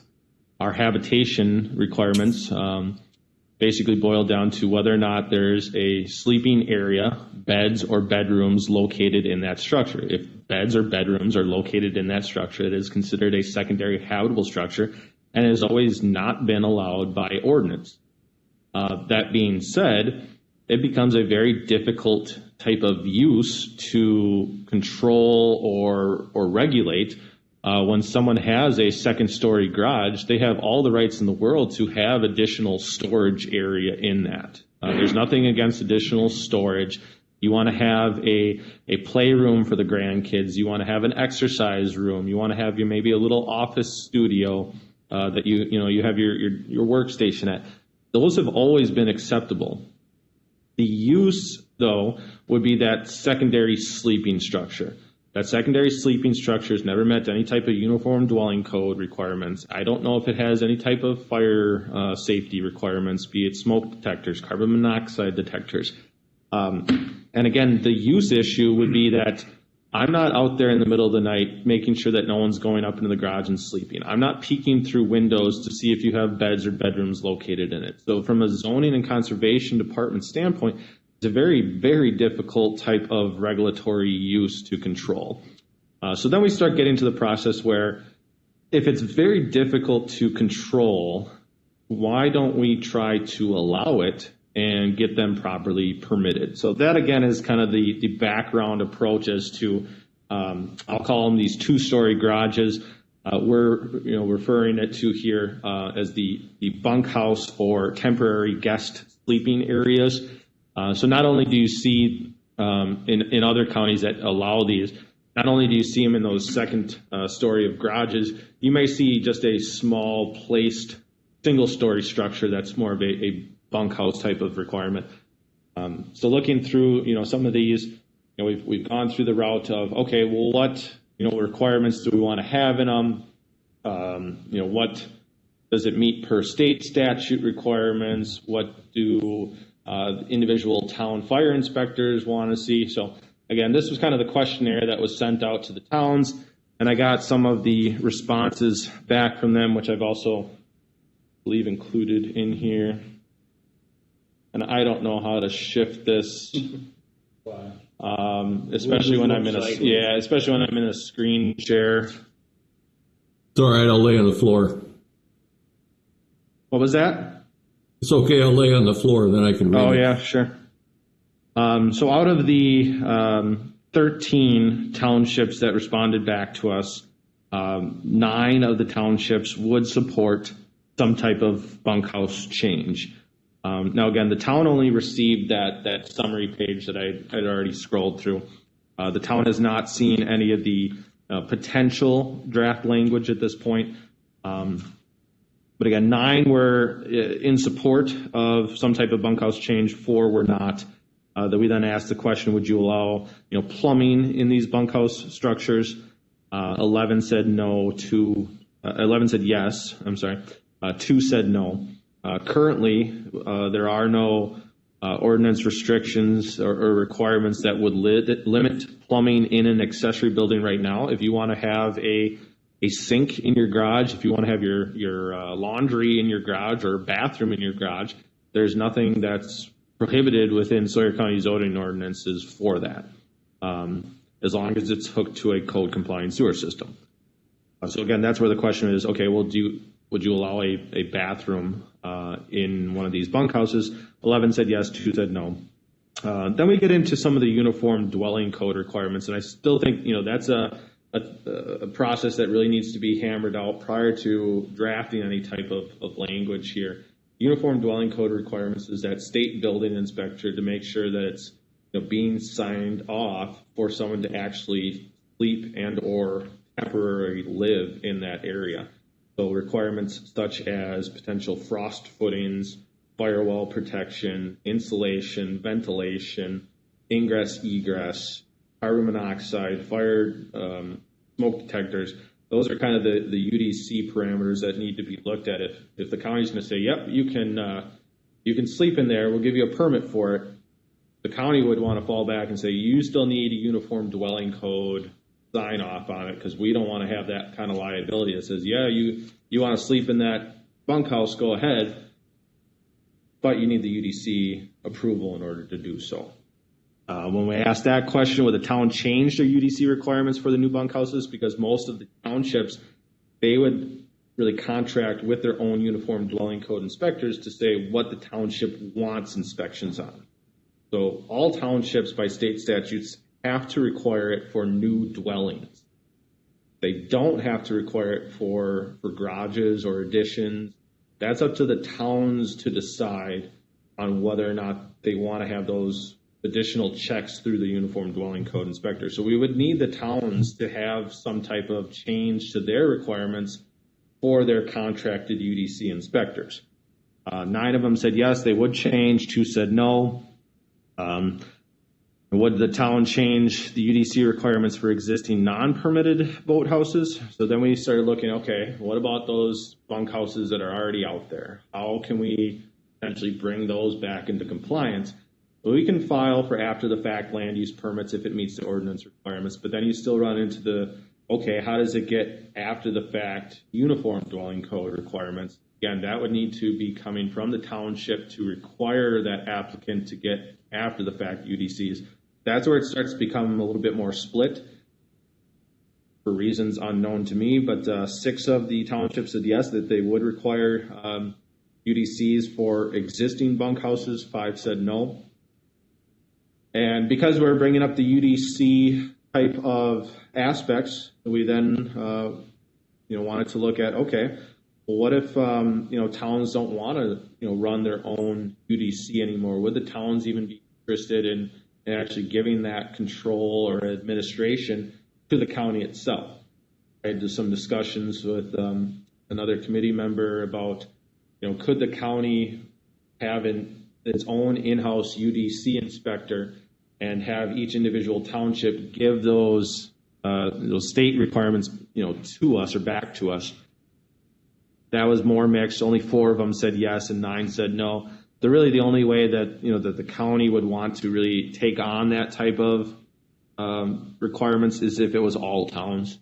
If a town doesn't want to have countywide administered UDC, I wouldn't go down that route of only having 6 of them and then have another 8 for each individual township. It'd be an all or nothing scenario. So that was a feeler that we got back, and towns didn't want to give up those UDC requirements and have the county administer. So again, that's kind of just a summary of that questionnaire that was sent out.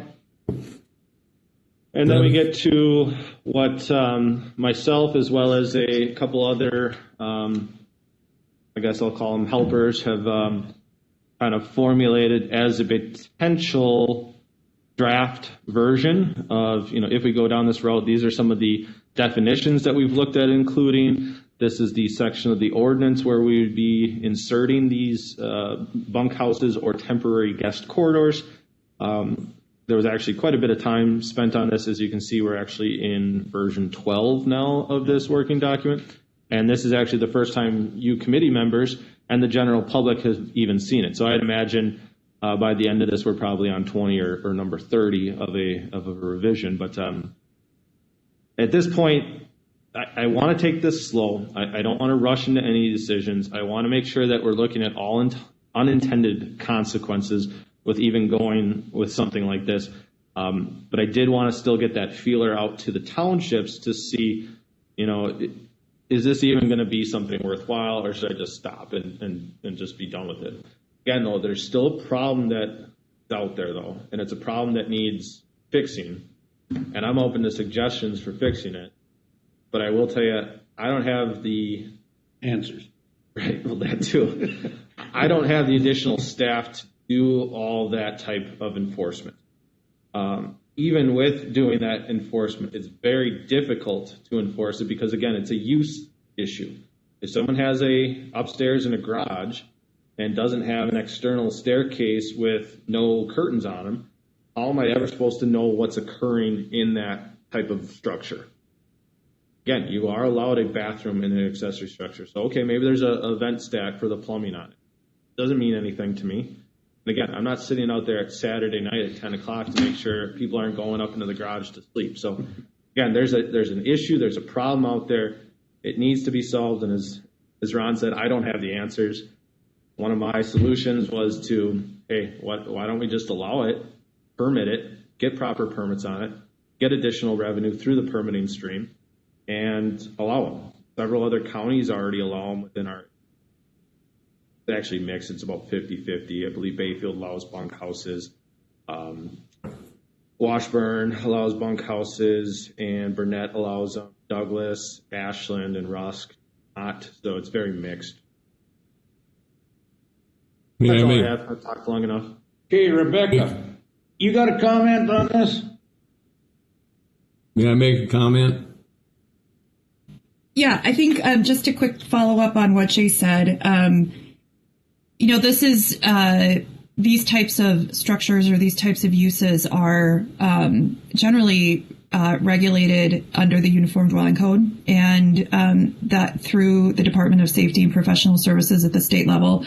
And so there's obviously a lot of state regulatory oversight, which is a good thing in terms of setting the standards and putting forth essentially the rules that everyone has to adhere to in terms of dwelling code standards. One of those standards too, or includes a review of fire safety and access and fire detectors and carbon monoxide detectors. And some communities feel that by having these types of ordinances in place or some sort of regulatory structure at the local level, that will further people to comply with points like fire access and carbon monoxide and fire detector standards. So I just wanted to point that out because that is an important consideration for I've seen it as an important consideration for other communities. Thank you. Bill, you had a comment? Yeah, I'd just like to give just a short history because neither Jesse nor Dawn were born when we started this process. In 2011 was the first time it was brought to the zoning committee, and at that time there was maybe 25 or 20 or nobody knew for sure. There was a few out there, and so they decided it wasn't enough to mess with, and they punted it down the road. In 2014, there was actually a draft ordinance that was put up to try to regulate sleeping in garages. And the committee decided that they didn't want to open that can of worms, and they punted again. In 2017, we're probably up to 200 to 300 of these. And again, the zoning committee decided to punt. Now we're at 2020, and it's too big to try to, the only thing you can do with this regulate it. It would be impossible to go back and say, because they're all in violation of the current ordinance. I mean, there's no doubt about it. So, but that's that. The other thing is that the survey that was sent out was, I think a number of the towns, because I've talked to a number of them, got confused with bunkhouse and temporary guest quarters, which is basically one is a garage and one's a shed. That's Phil's easy way of describing it. And after some talking about that a little bit, then everybody kind of, I see what you're talking about. The other thing is with UDC inspection, all 15 towns have something different. We have 3 different UDC inspectors in Sawyer County who all charge different rates, because all the town does is have a contract with an inspector, and they approve that contract, and then they allow him what they're going to allow him to inspect or not inspect. And we've got a mishmash out there of towns with different things, including Bass Lake, which has its own little rules that we're not going to do anything or that's under 10,000 or whatever. And it's really from that level, it's not being regulated uniformly with the towns. And I do believe that with talking to, if you actually get, because we get no money, the town gets absolutely no money out of that inspection fee that he charges. I didn't ask any of the towns if they were trying to get a few bucks back. I don't even know if that's legal. But having said that, for us, at least in Bass Lake, we're just administrating a contract for a price for him to do the inspection. So anyway, those are my comments. And when I look at what's being presented here on split revision 12, I think it's a good thing for a starting point for people to look at. And we have to be so careful, as we talked at the last time we were all together, about unintended consequences of what we're doing. So anyway, those are just my comments. You did a great job, Jay. Thank you. You too, Phil. So what you want to do then, Jay, is review this some more. Yeah, so this is the intent of having it here, was to distribute this working version 12, to get it in the hands of the committee, to get it in the hands of other citizens of the community, to have them review it and I guess bring it back next month for other thoughts, suggestions, changes, whatever processes we need to go through. But this is an all or nothing thing. I don't want to sit through another year process of trying to draft this, but I also think it needs some time to properly prepare, and certainly to have it ironed out, get all the unintended consequences ironed out of it prior to submitting it back to the towns for approval to come back here and go through the actual ordinance adoption or ordinance portion. So, yeah, no action really needed today. This is just discussion review, but this is your kind of homework for the committee and homework for other citizens of the community that are still with us here at the meeting to kind of review this draft version and make your notes, make your suggestions, make your comments on this, so we can work together to prepare something like this. There may be some that are totally opposed to even doing it.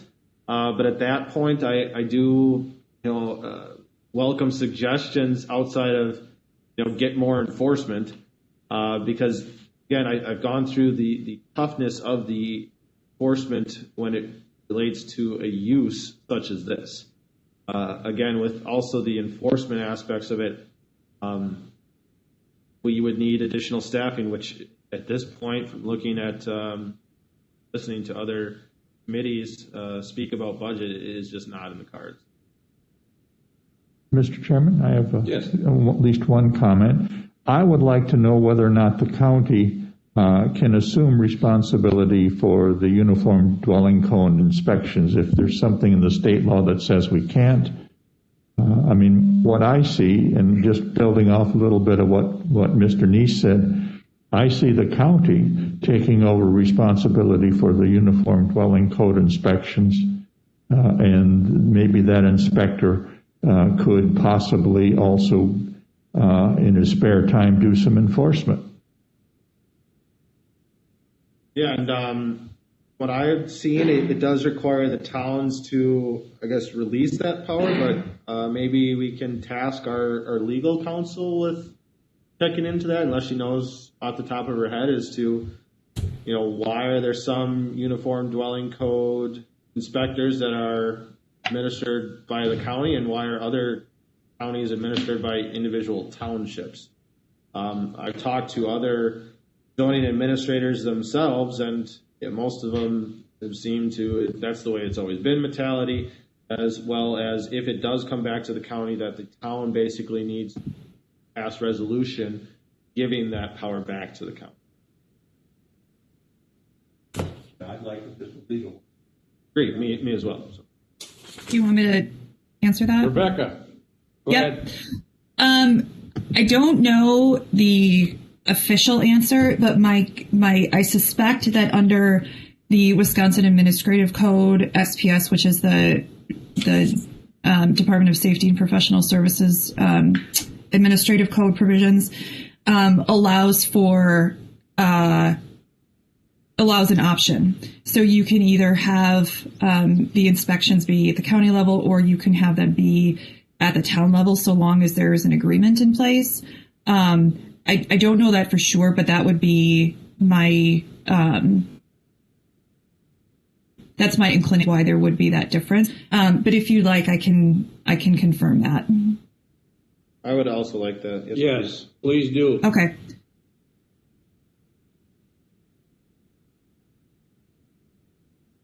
Mr. Chairman, may I make a comment? Oh, go ahead.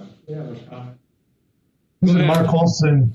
I just had just my 2 cents on when this all started, when we were looking into it, and been involved in this kind of over the years, just like Phil said. But one of the biggest things that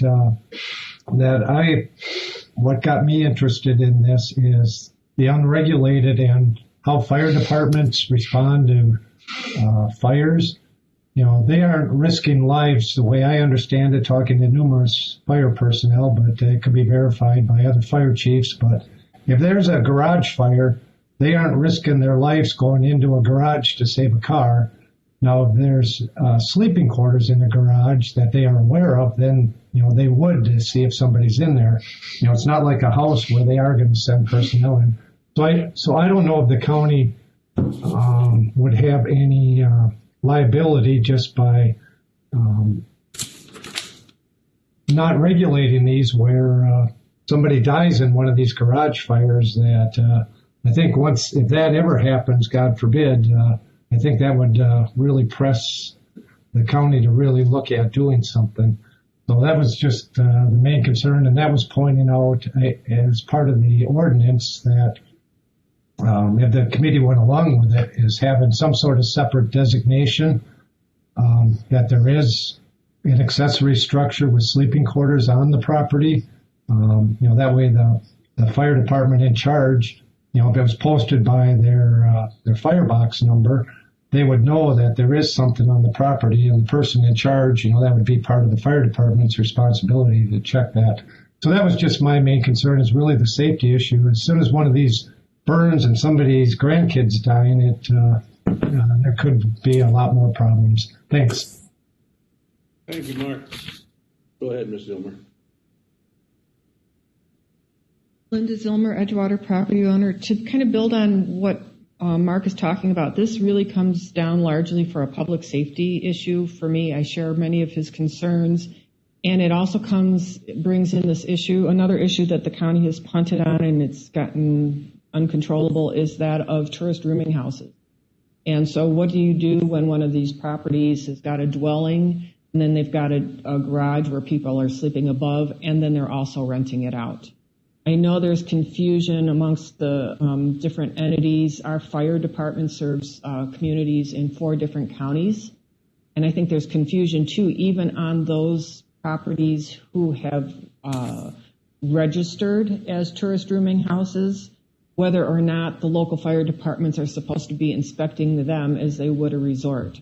So if maybe as you go forward with the unintended consequences, maybe help out on the public safety side of things, is what does get inspected if it is rented out, and from that perspective, yeah, fire is a big concern. Thank you. Thanks, Linda. And I've had some discussions with our health department, who's, you know, actually the one that's regulating the tourist rooming house aspect of things. You know, that was one of my main concerns that I had brought up to them.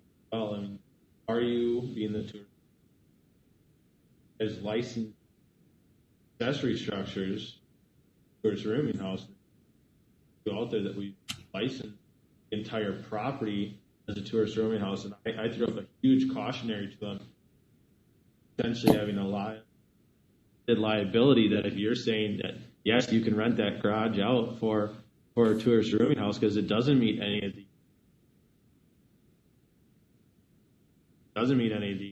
fire safety issues, and they're like, oh yeah, that does make sense. So they've actually started the process where they're not going to be licensing properties anymore. They're going to be licensing structure.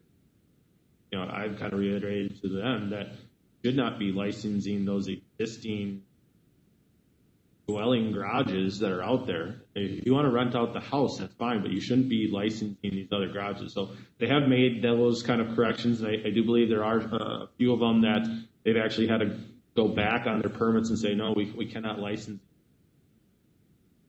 You know, we look at those unintended consequences. That is one of the requirements here in this potential draft language, is that they, you know, would need to sign an affidavit that doesn't allow them to rent this out a tourist rooming house. So then the affidavit is recorded.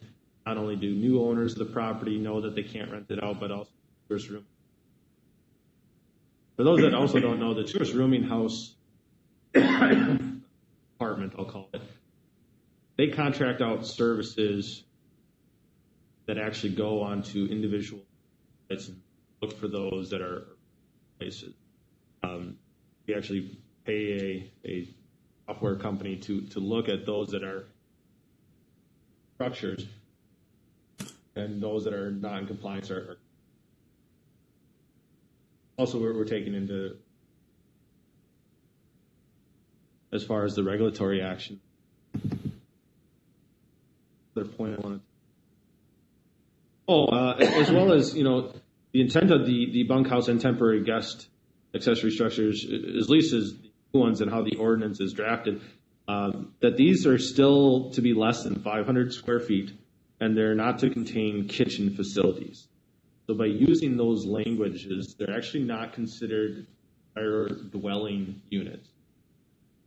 Out for temporary, not considered dwelling units. Not having those kitchen facilities. Intent is for short term, is for the overflow on the weekend because it's 4th of July and you got the family. Go ahead and sleep in the bunkhouse. This isn't for full summer living. This is for kind of weekend type of aspects. Now, can we control that? No, but when you limit the size and you limit the kitchen abilities, that does somewhat limit. Again, that would be in conjunction with, you know, having that uniform dwelling code inspector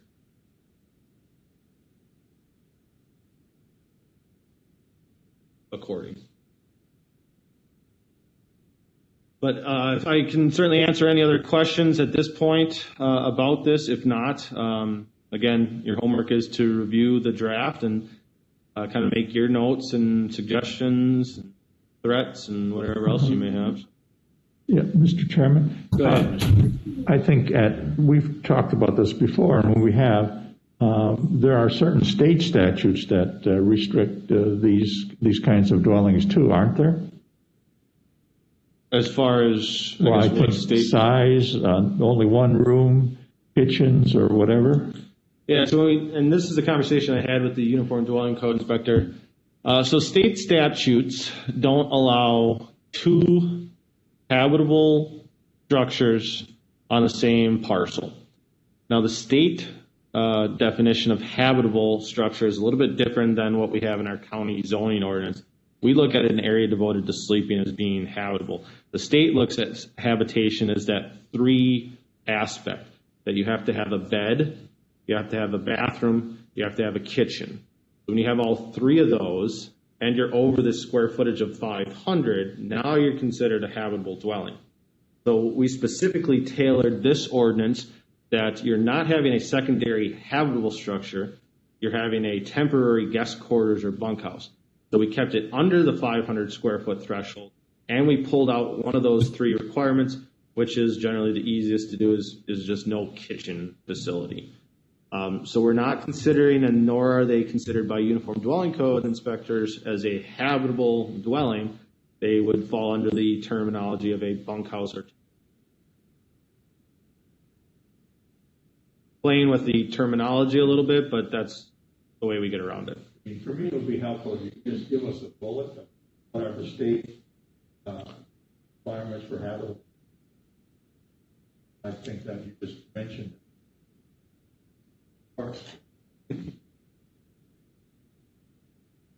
That way after a while.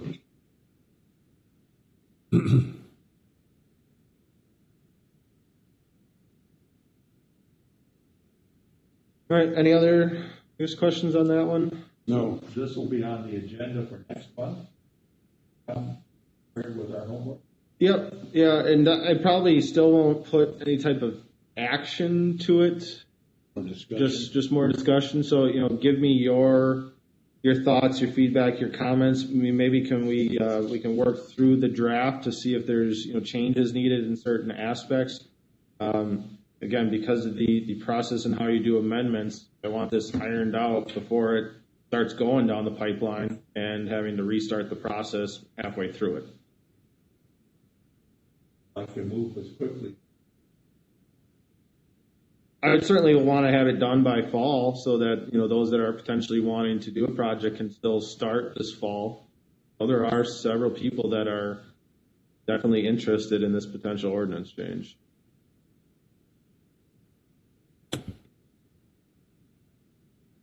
Deal. Okay, any more on that? Let's move on to the number 3. Number 3, the waste storage ordinance. This is now version 3.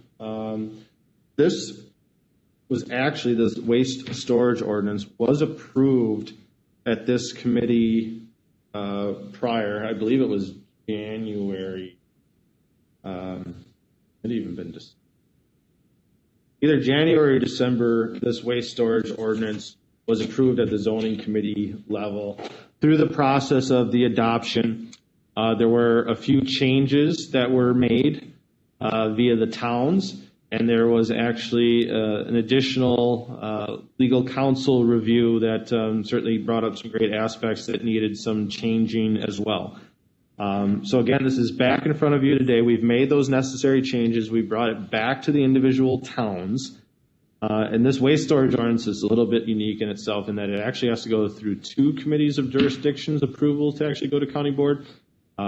Because zoning committee regulates zoning ordinances, it needs approval through this committee, yet the subject matter of it, be it the waste storage ordinance for manure storage pits, is something handled more on the conservation side of things. So it actually goes to Land, Water, Forest Resource Committee too for approval as well. But again, I've included the comparison versions between version 1 and version 3 and the comparison version between version 2 and version 3. All these are on the Surrey County website for any people that may be interested in viewing those. Again, I guess I'll help answer any questions that you guys may have at this time about the waste storage ordinance. Again, I'd be looking for approval to move it and finalize it onto county board. Again, it still does need to be heard at the Land, Water, Forest Resource Committee.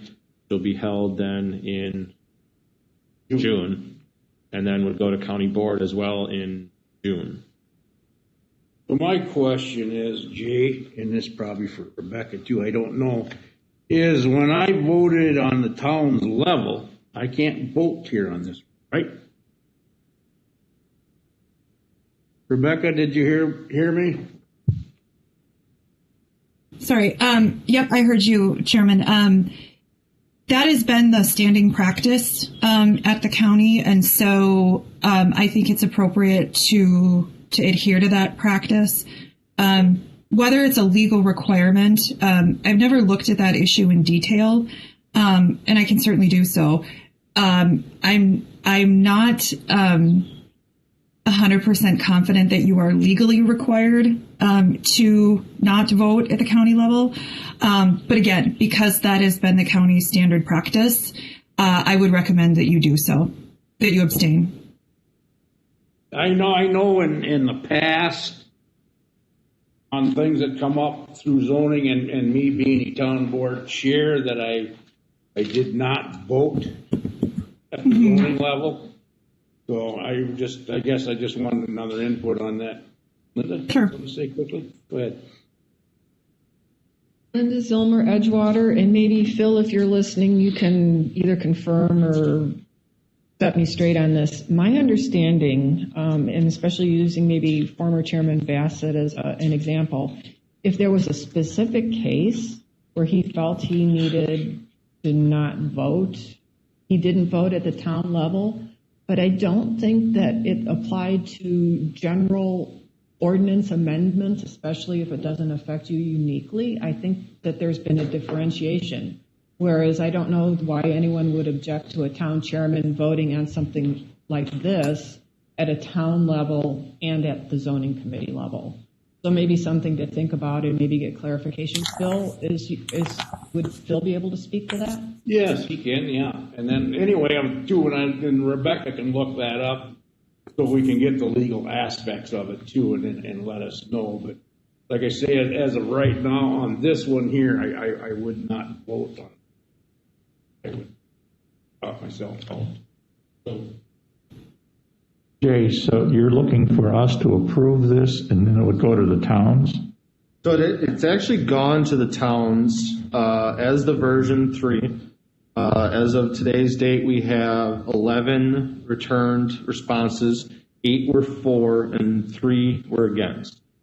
Okay, this is, my memory, as I said, fails, but I thought we had made some revisions to this, and it was Rebecca's opinion it should go back to the town. So Correct. We've done that then. We've Correct. done the 2 towns. Yes, the town has actually seen this twice. Zoning committee has seen it twice. Land Water will be seeing it twice in June. Right, okay, so if we approve it, it goes to Land, Water, Forestry because it's part of the conservation. And then if they approve it, it would go to the county board for Correct. approval. Okay, so that could happen all in June. Yes. Okay, thank you. Bill, can you hear me? Bill. What? He must took a nap. No, I just heard him. Bill. No, Bill. Okay. Who are you hollering? Rebecca, can you, I hear him. Just hang on. Rebecca, can you review that legality of that voting? Yes, So absolutely. Then I'll be able to know when I go to Land and Water whether I can vote there or not. All right, Phil, are you there? Okay. Mr. Chair. Go ahead, Mr. Morgan. Could I just finish? Yeah, go ahead. Comment? And I think the guidance, because I've gone through Wisconsin Towns Association training, just as like Mr. Bassett had, I think this was the guidance that they were helping educate people about, and maybe that's where another place to refer to see what other local government groups are helping inform their members. The other thing is that this has been a kind of a long, convoluted thing. Originally, I had a question as whether it belonged here or in Land and Water, and then, it's been a long time. So I would appreciate that if you folks would get a timeline from the office as to when this started, what action was taken, and what versions at the different committees, and when and what versions went to the town, because I don't feel that maybe Edgewater reviewed a second one, but I could have missed something. But I think before, and again, this is coming at you pretty quickly, could you please take your action in June after Land and Water has had another chance to look at it? Because really that's where a lot of the comments came from the farmers who attended. Mm-hmm. And they might have some additional comments that would change what you do. And it might make more sense to wait until June to make your final decision, because then it goes to the county board and the county board ratifies the zoning decision. So it almost makes sense to have Land and Water first so that you're not having to bounce back and forth. Thank you. Thank you. And I just want to clarify the timeline, because the next zoning committee meeting in June is, of course, the day after the full county board meeting. So just to clarify, are we looking at land, water, and forest and zoning, deciding on this in June, and it going to the full board then in July? Or are you looking for us to act on this today? I'm looking at this as action today. That is how it is specified on the agenda, and is how it went out for publication. I can speak to the summary of the proposed changes. Back in September and October of 2019, the proposed zoning and conservation ordinance was sent to the towns for review. So this was actually first held at Land and Water back in September of 2019. Was approved at Land Water to be sent out to the towns. Went out to the towns in October of 2019. At this point, it was called the Surrey County Waste Storage Ordinance. As many of you know, it requires 50% town approvals in order to move forward with the changes on the county board. 50% of the approval was given at that point. Through the process of the adoption with the committees and reviewing of the town comments, there were additional changes that were then added. That was as version 2. That was going to go back to Land Water for review prior to it coming to zoning at that point. It was then through that process, legal counsel had additional reviews. So Waste Storage Ordinance 2 got pulled at that point. We said, well, okay, we're not going to do Waste Storage Ordinance 2. We want to incorporate those comments that Rebecca had made. Through that process, it was deemed that there was enough of a change that it needed to go back to towns for review. We brought it back to Land Water. They gave the okay to go back to towns, which we had done prior to COVID hitting. When COVID hit, towns said, no, we're going to hold off for a while. So it was the zoning committee and Land Waters. So version 3 ended up finally going back to the towns. We have over the 50% approval again. And again, we have this in front of zoning committee for approval. Because of the nature in this thing where you need 2 committee approvals, it's very hard to determine, okay, well, which one do you have first? You can't, if you don't have both, it's not going to county board anyway. So as far as waiting until it goes to Land Water to discuss it here again, I don't see the point in it.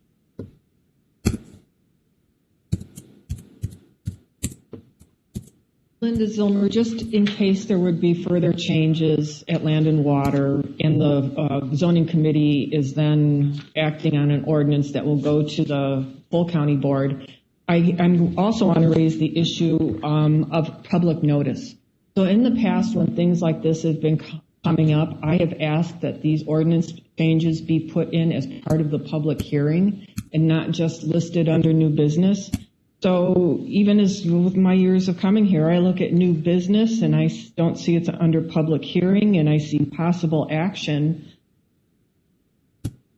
I wasn't sure if you were going to, I didn't think it was appropriate with this notice, or in light of it needing to go to the other committee, whether you would be putting this forward to the full county board. Also, it's on the, I think in the draft, although maybe that is subject to change, I think it said that this was going to be approved by the county board in May. Well, if it needs to go, you know what I'm saying? If it needs to go back to Land and Water, the language you have in there isn't appropriate. It would be June. So I just think it's cleaner. Both committees act in June. The zoning committee or the Land and Water properly notice this, and that way it's very clear when the county board gets it in July, everything has been done correctly. Thank you. Well, I don't know. Go ahead, Jay. Speaking of some of those comments, it was Ms. Zilmer that specifically requested that we add additional detail into what actions were being conducted for ordinance changes. As per the publication, as per the agenda, the action as presented under the Surrey County Waste Storage Ordinance is the review of the town comments, discussion, possible action to forward to county board. I believe I've tried to cover every basis possible by putting what type of actions were being discussed here today, as well as to her comments. That was a draft version that was showing the different dates that county board was to sign. Again, through COVID, all the dates got super jumbled up. And at this point, I actually don't have dates written on the resolutions. I'm actually going to write in the dates because, again, this keeps getting postponed. This keeps getting tabled. It goes to land water, comes back to zoning, it goes back to the towns, comes back to zoning. It's a huge and difficult process. You've already reviewed a very, very, very similar document back in February. At that point, you approved it. It was through additional legal counsel review where there were some changes to the appeal section on who and what body handles a variance and who and what body handles an appeal process if someone has issue with the ordinance. That was the change. That was the change that merited enough consideration to bring it back to the towns. That's why it's back here again today. So again, you've already approved this once. Now, there may have been different committee members at that point that had those approvals. But again, that is just, again, further clarification of where and what process we're sitting at here. Rebecca. Yep. Give us your feedback on this, please. Okay. Couple things. With respect to, we'll start with the easy one. For the dates on the resolution that Jay just touched on, those can easily be changed. There's no legal requirement that they be typed in. That is not a concern. Can make sure that that's done, and we will. With respect to the process, the original version that went through, I didn't review, and things like waste storage ordinances and anything to do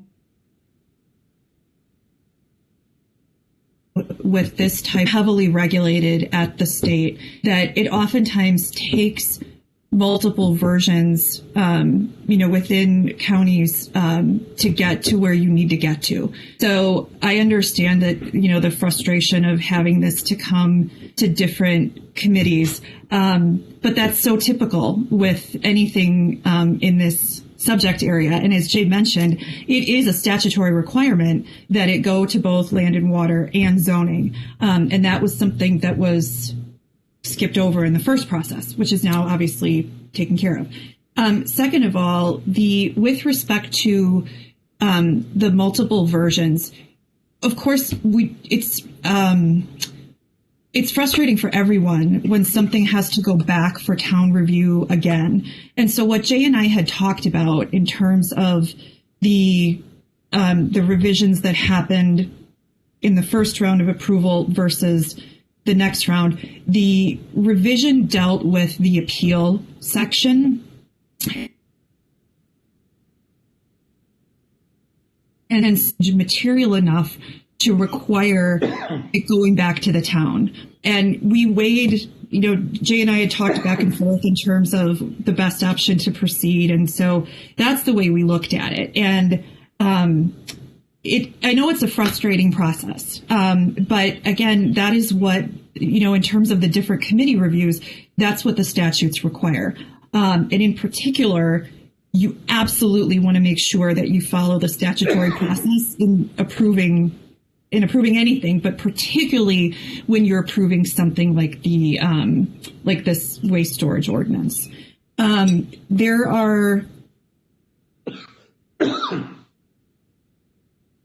There's the questions when you're talking about anything in this subject area. So of course I'm happy to answer those questions. But I will also say too, the version that you have in front of you now, I did fully review, and this I can give my legal sign off on. So I guess it's up to the committee now. Right. If you guys want to say if you want. Mr. Chairman, I'll move to approve this ordinance and it pass subject to approval by the Land, Water, Forest Resources Committee. Okay. I'll Mr. second. Morgan? Okay, we have a motion and a second on the floor to pass the waste storage and send it on to land and water. And I'm going to do a roll call, Kathy, on this. Bruce. Yes. Dawn. Yes. Troy. Yes. Jesse. Yes. Ron. Yes.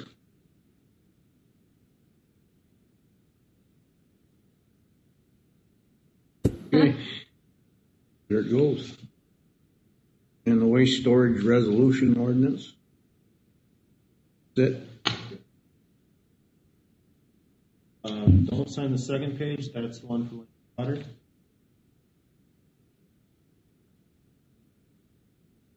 All right.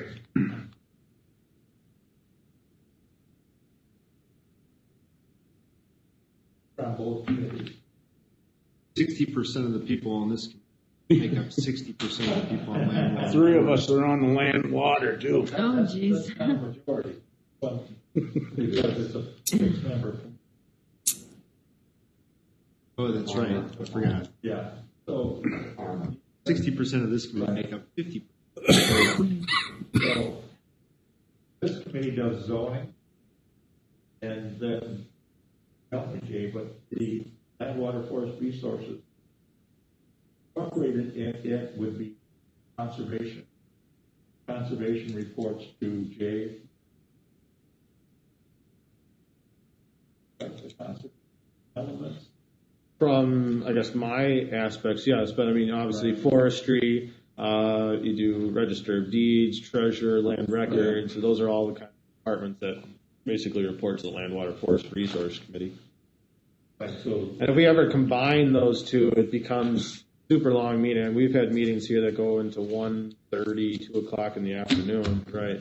We adjourned? Not quite, but, Yeah, we should be. you want to ask if there's any other new business? Okay, is there any other new business then? We're adjourned. Thank you. Thank you all. Thank you, everybody. Good seeing you, talking to you. Who was moving behind you, Rebecca?